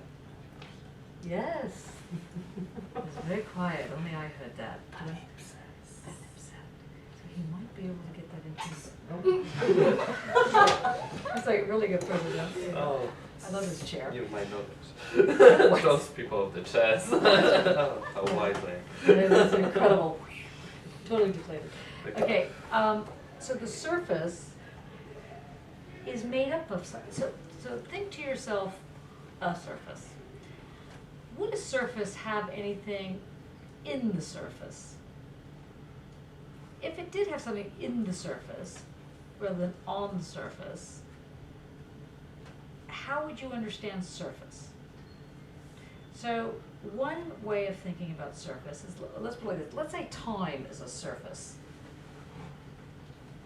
If time is a surface, how do you put something in inside that surface?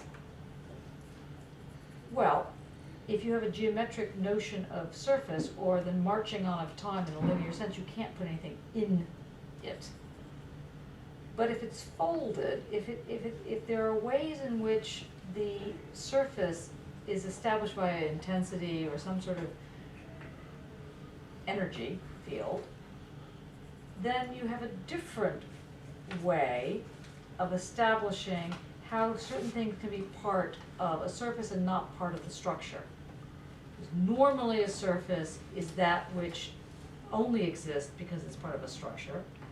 And if you get rid of the structure, then technically, what is that that's hanging about? Is that this virtual reality? Is it some sort of synapse? Is it like the screen on your computer? What is this thing that's sitting up there? And that's what Leibniz starts to explain. Has anybody ever heard of The Third Policeman? The writer Flann O'Brien? Did you remember? Do you ever read that book? The bicycle. Yeah. The policeman becomes a bicycle. The atoms are exchanged. It's all very weird. Yeah. The policeman first stops off and it has a little, like, one of those Russian dolls that you open up and there's inside a doll and you open up inside the, and he keeps opening up and finally, of course, there's nothing inside or nothing visible inside. And he keeps saying, no, and I can open that up and then I can open that up and I can, and a lot of that's coming from this kind of argument, that the surface, the knowledge of something still has a readability about it that gives it its tension. So texture does tend to promote this notion of tension in a way that dimension occludes it, I think. I think that's why you're suggesting that, but maybe I'm wrong about that. Yeah. One thing, precisely with the notion of surface texture and the losing or dropping of essence. The Baroque door, which obviously is Leibniz was. Now, what is Baroque? What is that? What is the Baroque or the Baroque? What is that? It's an art period. Yeah, and what is it though? It's excessively kind of extravagant, and they used to describe people in Britain with Baroque teeth because they used to be kind of Oh where it God. came from. It used to be a slang term to say, oh, the English have very Baroque teeth because they're This is very rotten. kind of, yeah, It's and also- misshapen. It's very over the top. Yeah, there's Wow. no, It's also a form of a pearl that's not shaped Properly. properly. What? A pearl. Pearl. Yeah. The pearl. So it's Okay, kind yeah, of that makes. a blobby it's pearl. beautiful, but it doesn't have any symmetry to it. It kind of is. And therefore is not beautiful in the classical Traditional sense, yeah. Huh, interesting, Baroque. Rotten, I can hear it. That goes more with the end of the Baroque, probably. That's right. When I The think of decadence was just, Yeah, because the Baroque evolves in what is called the Rococo, which is just over decoration, over the top, curves and curves and curves. And then the French Revolution on comes eBay and they have this cuts all the curves fantastic off. bed. Yes. That I really, this Rococo bed, which I thought was fabulous, and my partner was like, you have got to be kidding. Nobody is going to join you in that bed. Well, I don't know. Anyway. So the problem of the Baroque door becomes quite emblematic for this. What is the Baroque door look like? The Baroque door is architectonically, the way doors were designed. But Baroque in architecture is very early on, like painting. In music, it is later. So Baroque follows Renaissance. Mid-16th century is already Baroque painting and in architecture. And there is, after the dropping of the mysticism of the Middle Ages and the rationalization and mathematization of the world that comes with the modern age, there is sort of a return of anxiety as an atmosphere of European culture, and it's about death, about dying, and about the passage through it. And that the door was seen as representing the passage. So the doors of the churches, particularly, or the old facade architecture, was no longer flat with some little decoration around the door, but the passage would become folded over and folded over and folded over. And the depth of the facade and the backgrounds were visible but not reachable. So one would go from a facade as a partition between outside and inside, as an endless passage process which drops us straight into the otard and the rose. So it goes from A and B, B and B, the parting point and arrival point, to a continuous passage point, dwelling on this door, which is precisely Heidegger. And there is that element very present, this anxiety of never arriving in the design of Baroque architecture and the door. The reason why I said it, I think Stuart said it, that if one pushes it a bit further, all these columns and curves of decoration might as well become a texture of this passage. Mm-hmm. Comments so far?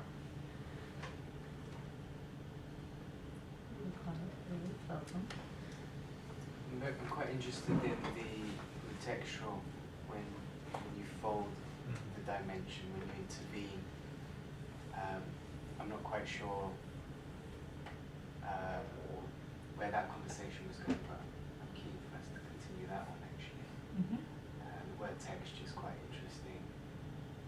Is texture, I mean, texture and dimension, I mean, I think they're both playing with and against each other, you know, because I think that the fold, in order for it to be understood, I was going to say aesthetically, but I don't mean aesthetically, in order for it to be understood in the poesis sense of the term, requires a texture, is what I hear you saying anyway.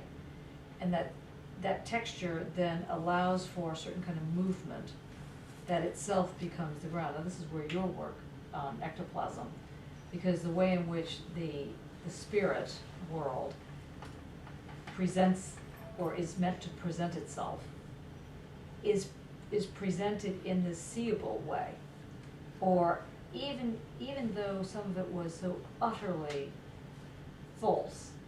And so when I was listening to you the other day, I was thinking, even though these people are seeing something that is completely false, it's not that they're just stupid and they're assuming that it's true.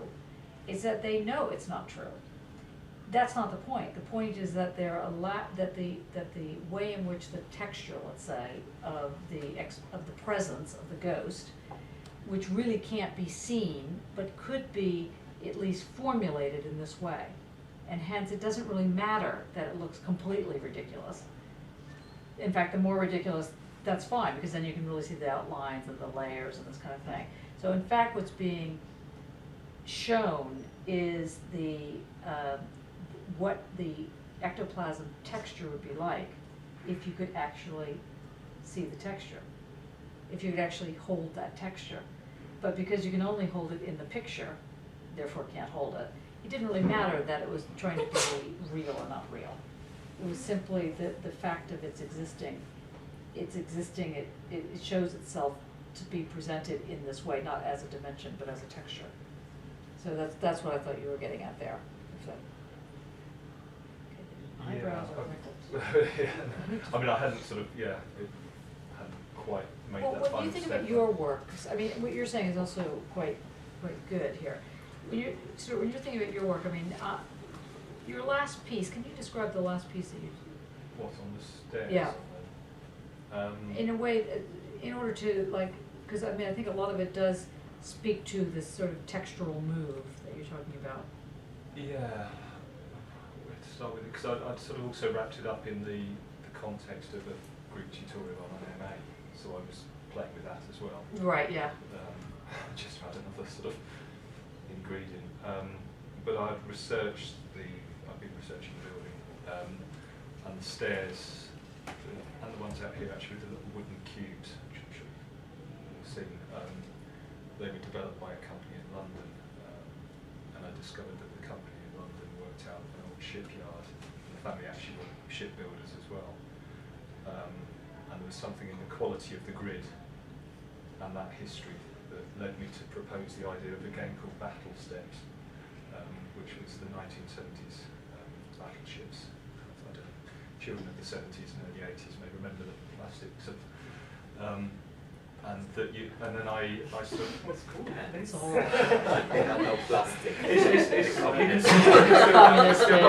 can still buy it now. It's great.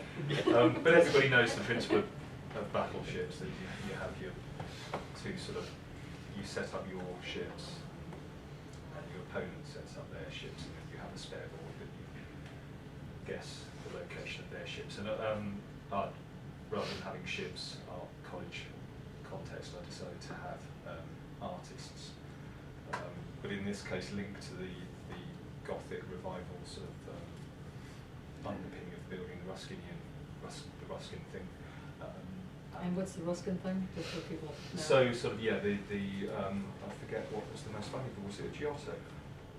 But the Venetian Gothic of Ruskin, and then going down through the sort of hierarchy almost of the value of 5 points to 1 to 2 points. I think there's a lowly pre-Raphaelite, sort of slightly sort of out of the mainstream pre-Raphaelites. But Turner was very well prized. So you have these, and they lay across the squares of the steps. It proceeds. But I also pitched it like it was a kind of apprentice.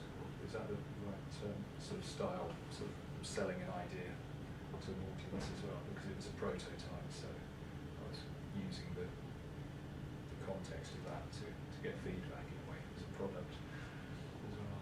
So Okay. that was, brief summary. So when you were thinking about the way in which the stairs would work as this game, really, and that the game was, I mean, when I was listening to you, I mean, I think that the game that was also being introduced was the game that goes on in the school. And there's a game that people are required to play as students or as staff or whatever, and the game gets revolved around the staircase and the way in which things can be traded, or now if to the degree to which that is true, where would you say are the folds of that game?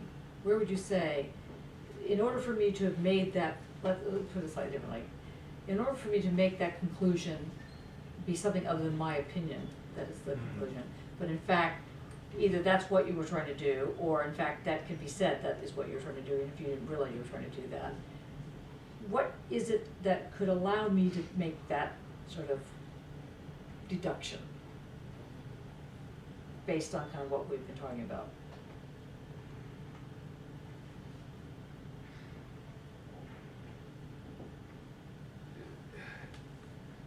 Is it that as a context, as a ground that's removing things from the context to put them together, but then it acquires ground through its groundlessness?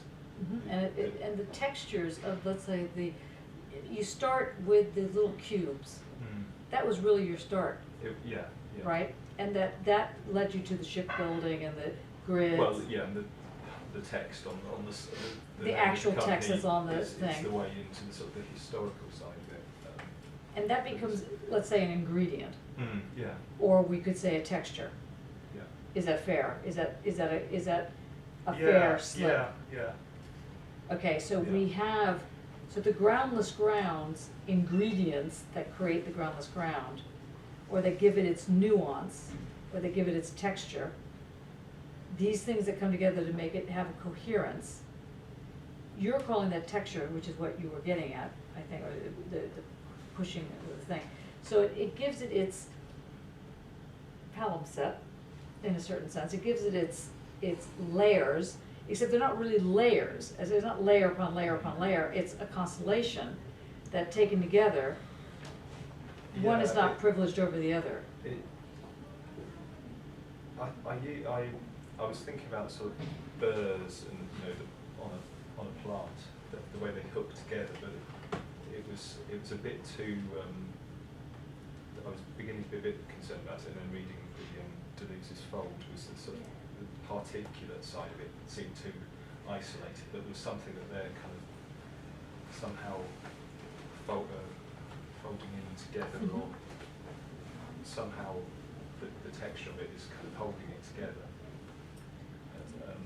Right, okay, that's good, that's good. So the Baroque, or the Baroque, however you want to pronounce that, is in fact the burr, and let's say the group of burrs that come together that can be that quote somehow stick in order to make this surface, which is for you is like the door, as it were, the right? So we got there in the end. Are you guys dead? Exhausted?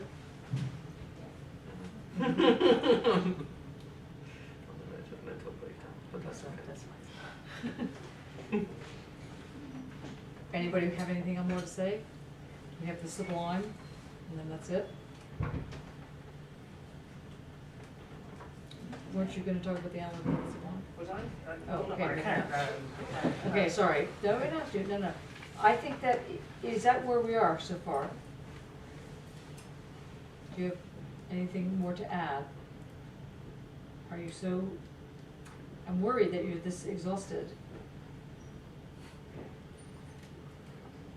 Is it just I have internal? trouble with textual. Texture. When it comes to form. You think you should stay in dimension? I think you should say dimension. I was thinking It's just because when it comes, I don't know why. I don't know. There's no reason why it should be that way. Why I think that way. But I kind of always imagine the paste being squeezed out and that kind of it masses itself and because I like to cook, so I see those things this way. And that when you squeeze the paste, that when you're decorating a cupcake or something, it kind of this blood that gathers on top of each other and kind of goes and creates this mass of mess, basically. And that's what I would think would be folded surface, kind of all everywhere. And it's that's why, because then it doesn't really have a texture, does it? I think so. Texture is a great word. Maybe it is. Because the texture isn't a physical thing on the surface, it's the texture of multi-dimensional reality within. I mean, yeah, when you look at but as an artist, I can relate to it like as the senses that dimensionally it's has less resonance. Yeah, it's much more To me, abstract. Texture, even though it's not physical texture of paint or whatever you say on top of something, it's what's all that is embedded within, but not necessarily linked to a surface. You know, an object or a surface. It's conceptual. So can you It's a fold? painterly thing.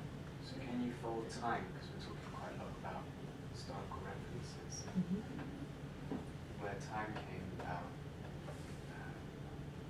Can that happen in this context? That is so not an innocent question.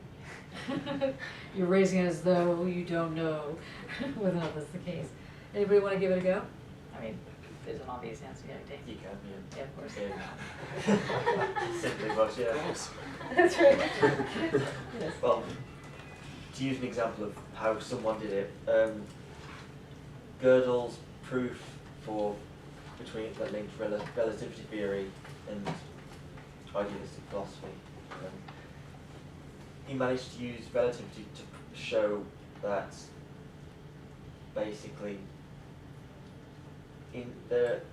by using Einstein's relativity equations you can create certain universes or a set of universes which you call Gödel universes where the universe itself rotates, and within those sorts of universes there are points of such extreme rotation where the surface of the universe itself starts to sort of twist and fold on itself, and if you follow a very precise path around that, you start to arrive at your past or your future.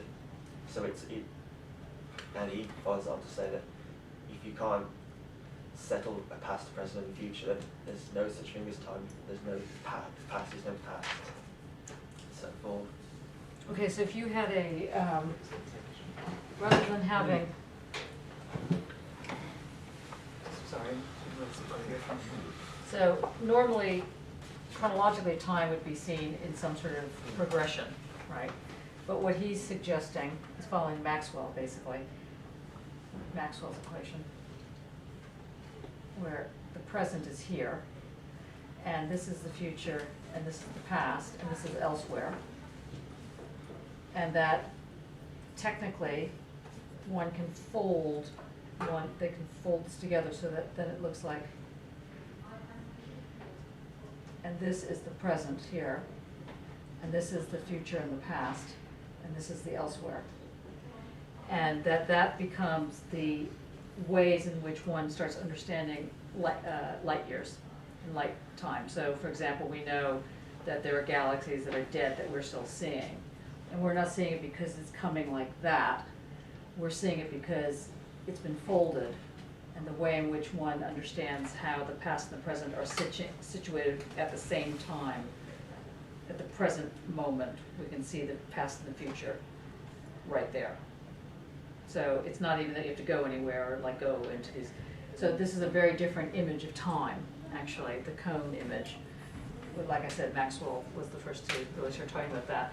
But another way of looking at that's great, thank you. The other way of thinking about time is, I could say, gay time. And I can think of very different things when I'm in my gay time head than when I'm in my, or philosopher time. I can think of very different ways of being in time, in that sense. And I don't just mean, you know, that it's just a mood. I mean it's a whole time, a whole different time. This is why I'm so opposed to chronological age, by the way, and have always been since I was like 5, chronologically. You know, I just find it just so irritating because it's a very different, it's an odd, the way life actually operates is in terms of this kind of, more of this cone business going on than in this kind of move. In fact, a lot of times you can go to a doctor if you want to find out how old you are, and they will say, well, you are, you know, they'll give you your so-called biological age. I don't know if you ever had this done.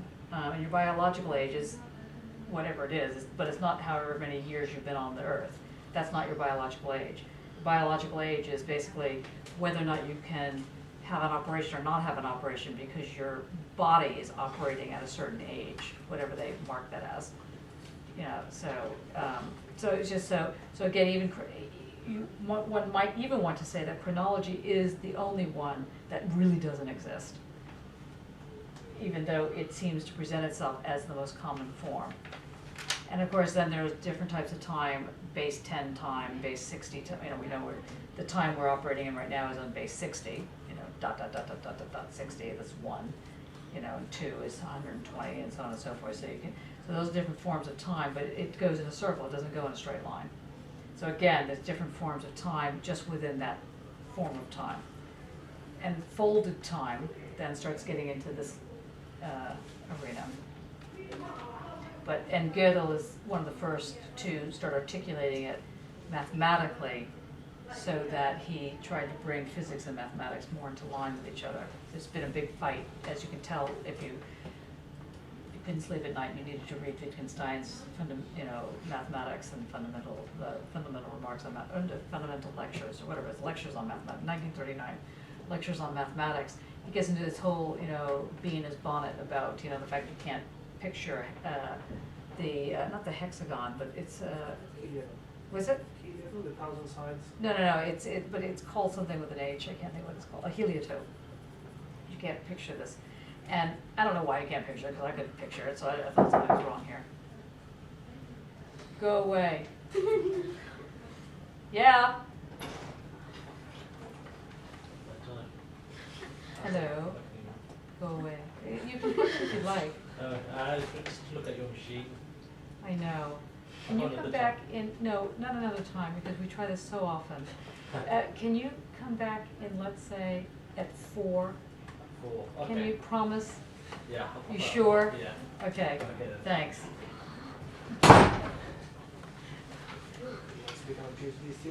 That's right.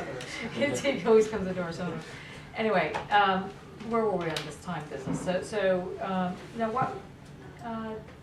Demetrius, why are you asking this?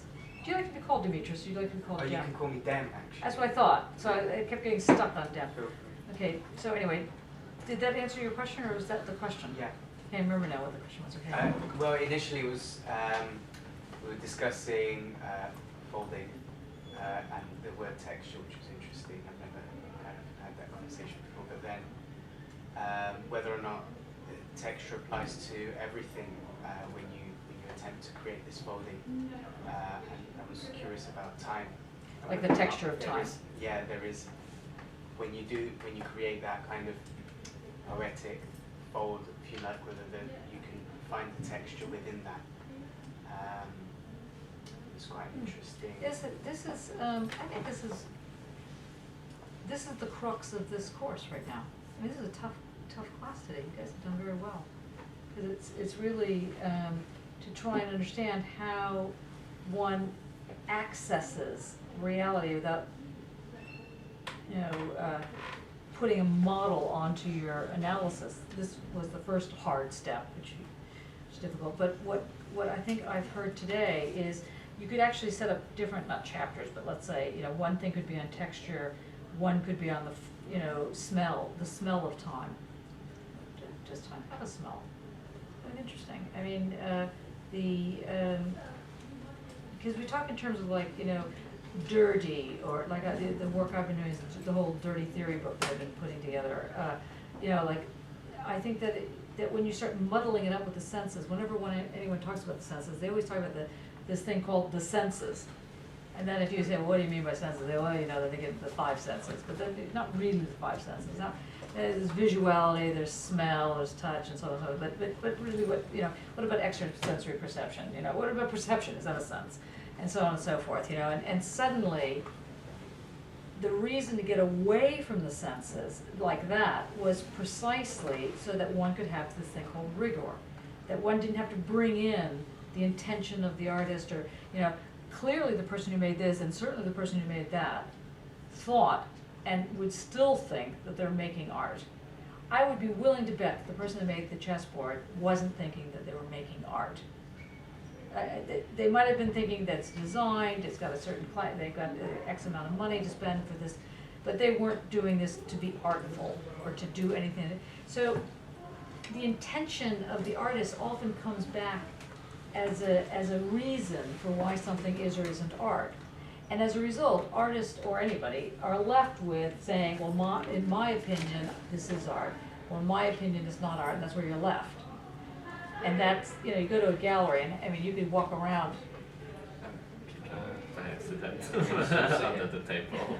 Footsies, huh? Okay. You go to a gallery, and in the gallery, often what you hear is, yeah, I like that, or no, I don't like, or it works for me, no, it doesn't work for me. Okay, that just, honestly, okay, not, or my favorite, that would not go in my house. That would not match blah, blah, blah, this kind of thing. Okay, so how do you know that you're dealing with this animal art?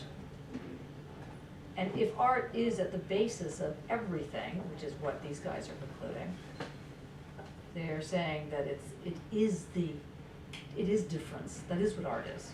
That's why the Frankfurt School argues that it's the font of liberation.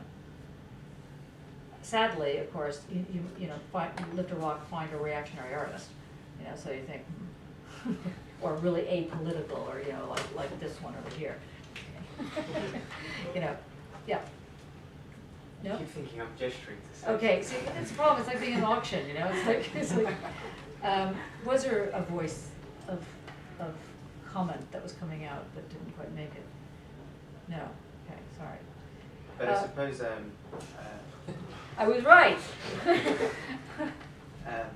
what you're saying goes back to what the discussion was at the beginning, which was to do that art is this platform that becomes gives you the opportunity in order to be detached from any boundary per se. But I suppose the difficulty of starting that is perceiving your starting point with what does it mean to not have these boundaries. Well, rather, what does it mean to have a jumping off point that is not constituted by having a frame? That the frame, or the edge, or the deep cut, which normally sets up meaning, doesn't operate any longer. Yeah, because let's just say you were investigating something, and I really like the idea of not knowing where you're going with something, because if you know what the outcome would be, it it's not something which it stops becoming interesting. Let's say. Well, it's a project, not a research. Yeah. Or it's illustration, not art. Yeah. So that kind of starting point, if you like, or is it a starting point? Is it that there were lots of these starting points to get to this situation anyway, and how do you move from there? It's quite an interesting discussion, I think, as well to have. Mm-hmm. Yep. Oscar? No. Okay. Sorry. See, people move and then. Kate, you've been very quiet. Mm. You have to have the cut to have meaning. Are you saying, do you have to have the cut? Or did you say you have I'm to have saying the cut? if you have to have the cut to have meaning. No, you don't have to have the cut to have meaning. That's what Yeah, that's what the you're point saying, is. Yeah. So you can jump off without it. Right. The So cut, what's the deep the cut. meaning? See, Lacanian speaking again. The deep cut is the normal, usual way in to understand how to make your argument stick. So if you just have a flowing mass and there's no way to shape it, and the minute you put a shape to something, you've done the cut. Whether or not you literally do a cut or whatever. So that shaping is the frame, is the cut, whatever you want to call it. And that cut, when you start with the move analytically, could either be you start with nothing, and then you cut it with something that's opposed to the nothing. Okay, and that works together to create the whole picture. And you move into a dialectical scenario. And as I've said often enough, that if you have, you know, with our one little piece of paper here, if you have all that there is on the one side and all that there is on the other, you take it together to make the whole picture. This is the deep cut. This allows you to have something that gives you a frame. But we know in pardon me, starting with the Enlightenment and the question of the exit, to exit from this, what turns out to be quite it's a way of explaining how one, it's a red herring. Does everybody know what the word red herring means here? Red herring means that it's, you know, a red herring is I think it's a fishing, it's a false clue, it's like a fishing, I think it was a fishing thing that, you know, you put a red herring on the end of a pole and the fish go, they think it's food, but in fact it's a trap or whatever it is, so you're looking in this direction. That's a red herring, you go in that direction. So the red herring is that a deep cut is required to make meaning. And usually you'll have, like certainly in warfare, and less so in modern warfare, but still it exists, there's the friend and there's the enemy, the deep cut. And if you cannot set up friend versus enemy, it's a tough thing to have war. It's very difficult if you don't have two sides. You know, one side can win and one side can lose. But in guerrilla warfare, the deep cut doesn't operate that way. This is why the digital sort of age, as it were, creates a very different set of constellations. Which actually last night we got into a discussion about the difference between capitalism and the digital economy. Capitalism is an economy and the digital economy is an economy. And we know that capitalism creates mass, or industrialization creates mass, and massifies. Under capitalism, the massification it creates a sameness. It homogenizes, it creates a moment where everything either gets swamped into the working class or the ruling class. So you have the two, it massifies, but the massification creates a sameness. The argument is that under the digital economy, it creates difference. That massification that's being produced on this, continual basis isn't able to create the homogeneity. It creates a difference, heterogeneity. And this heterogeneity that's being created through a massification is very worrying if you're trying to create friend versus enemy. Hence this requirement to create false fiction, or create national fictions, nationalisms and countries are anything, they're just fictions, they're political fictions. And they're political fictions in order to create these boundaries. These boundaries are very required in order to create meaning, so on and so on. So if you get rid of the boundary, the argument goes, and it's not such a terrible argument, nothing makes sense. And for a long time, certainly from the 50s onwards, there was a whole movement in art and so on, which was to, quote, stop making sense. Reminds me of a song, and so this whole stop making sense, in other words, stop with a deep cut, stop making sense. That move, and the whole argument then about how schizoanalysis or how going mad and all the rest of these kind of things were important for being an artist. No. I mean, maybe if you can get past, being completely inundated with things, but the actual problem was one needed to figure out, or we all needed to figure out, how to actually deal with the Enlightenment, with this position around breaking, finding the exit.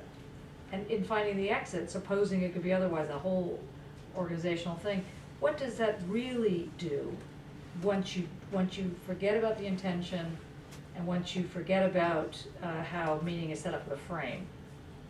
What happens? Well, you can have complete chaos. That's usually what happens. But now we're in an environment where that's not what's happening. There's something else, there's a constellational thing that's going on, and along with physics and the way in which different processes have come to pass, the ground of something is no longer either the cut, which was the first form of the ground, the abyss, which then becomes the excluded middle, and now what becomes the ground is this thing called the poetic or the art or difference. And it sets up a whole different field of how one then can access meaning, from everything from just understanding your research to coming up with something very new and different. So that's what's sort of on the agenda. Now, first of all, questions on that, because that's a big sweep. I want to make sure that we're all, yeah. This difference, I'm always confused about it, because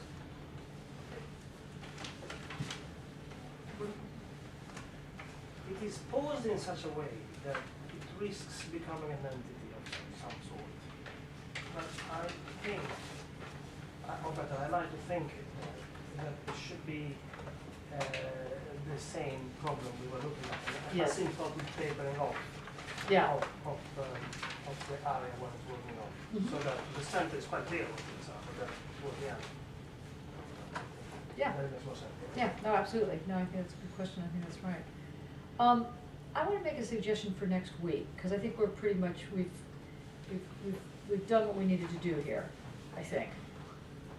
Unless anybody else wants to speak. Dane? No. Do you want to get into speculative realism next week? Or what's our next path? Because we're just on the cusp of wrapping things up. Are you happy with the groundless grounds? Have we got another week after the 11th, or is that the last week next week? We have another week after the 11th if you want it. So, yes. But my question, okay, that's one question. But my question, trumping your question, is what would you like to do next? I don't think we can do groundless ground any longer. I think we've covered it. I think there's no more groundless ground. We can either get into Heidegger, or we can get into speculative realism, or any of these other things, or something else altogether.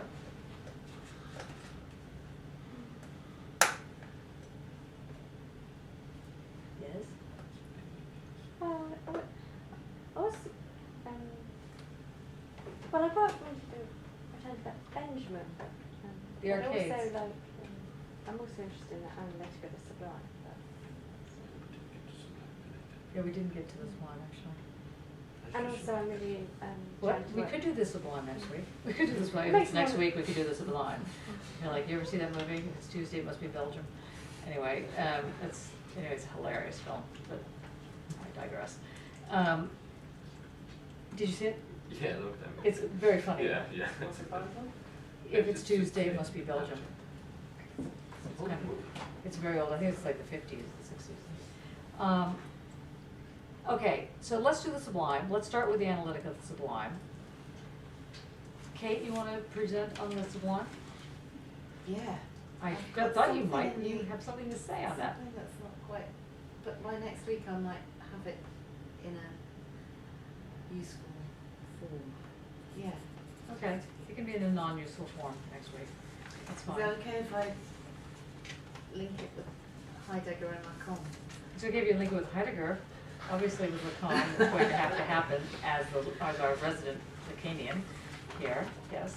It's just, that makes it useful for me, but I I don't know know, if it makes no, it useful for everyone else. No, it's okay, you can link it, but it would also be important to link it with Kant. Yeah. Can you do that? Yeah, so the basic notion of the sublime. Yeah. Just so we know what we're talking about, and why is it that this notion of the sublime has overtaken art schools? Just drives me insane. Sorry, Kate, don't worry. And anybody else want to, because I think we could then move into, what would also be helpful is to move into analytic of the sublime, but also to move into also move into something. Has anybody ever read any Kathy Acker work? I think we have to read something that would be kind of also fun. Not that that's not fun, it's thrilling and stuff like that, but I would suggest one of two things of Acker. Either read Lust, A Sailor's Last Cry or something like that. I'll get you the thing. In fact, I think I have a couple extra copies here by Acker. It's on the 7 Deadly Sins, and she took up Lust. And I think that it's a fantastic expression of a postmodern version of the sublime. Or you can read her Pussy, King of the Pirates book.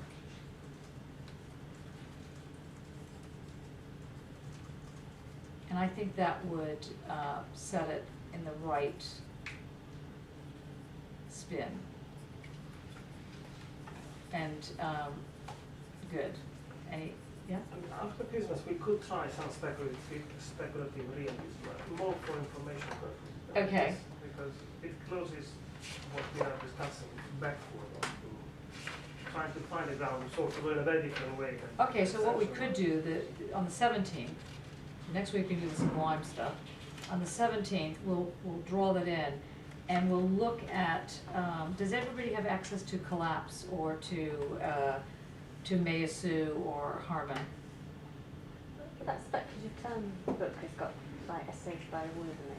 Yeah, it does actually, the speculative turn. Does everybody, is that on the, do we have that on the I think it's on Dropbox? the But it's Either in we that- do or we don't. We do, we want You PDF. download it. We have the PDF of the speculative turn. Yeah. Okay, yeah, so Send a link. read something by Harman in there, or Meyasu, or any of them, Ray, whatever his name is, I can't think of his name now. But mainly, what? Brazier, yeah. One of those three, or all three if you have energy. What's that? I was just on. Fine. So I think that would be helpful because you get a sense of why it is important to know what's going on there. This whole question of the relationship between Meyasu and Harman, they're not saying the same thing, but it's still interesting to see why they're the same question. And it gets back to what is this object? It's the question of the object. Object-oriented. They call it, it can either be called object-oriented philosophy, object-oriented ontology, and some people call it object-oriented feminism. So it's either oops, ooh, or oof. Okay. So let this be a mental note that if you're inventing a movement, be a little bit alert to the acronym, okay, a little bit. You don't have to think too hard on it, but Okay, that's it. I think we're pretty much done. I have to say I've only read the first bit of this leotard on the sublime. My presentation will be, Just show up. You'll be fine. Is it okay if I just base it on aesthetic reflection? Is that okay? Ask them. Is that okay? You can let her off the hook. Yes. Okay. Okay, good. Great, thanks. We need to move on.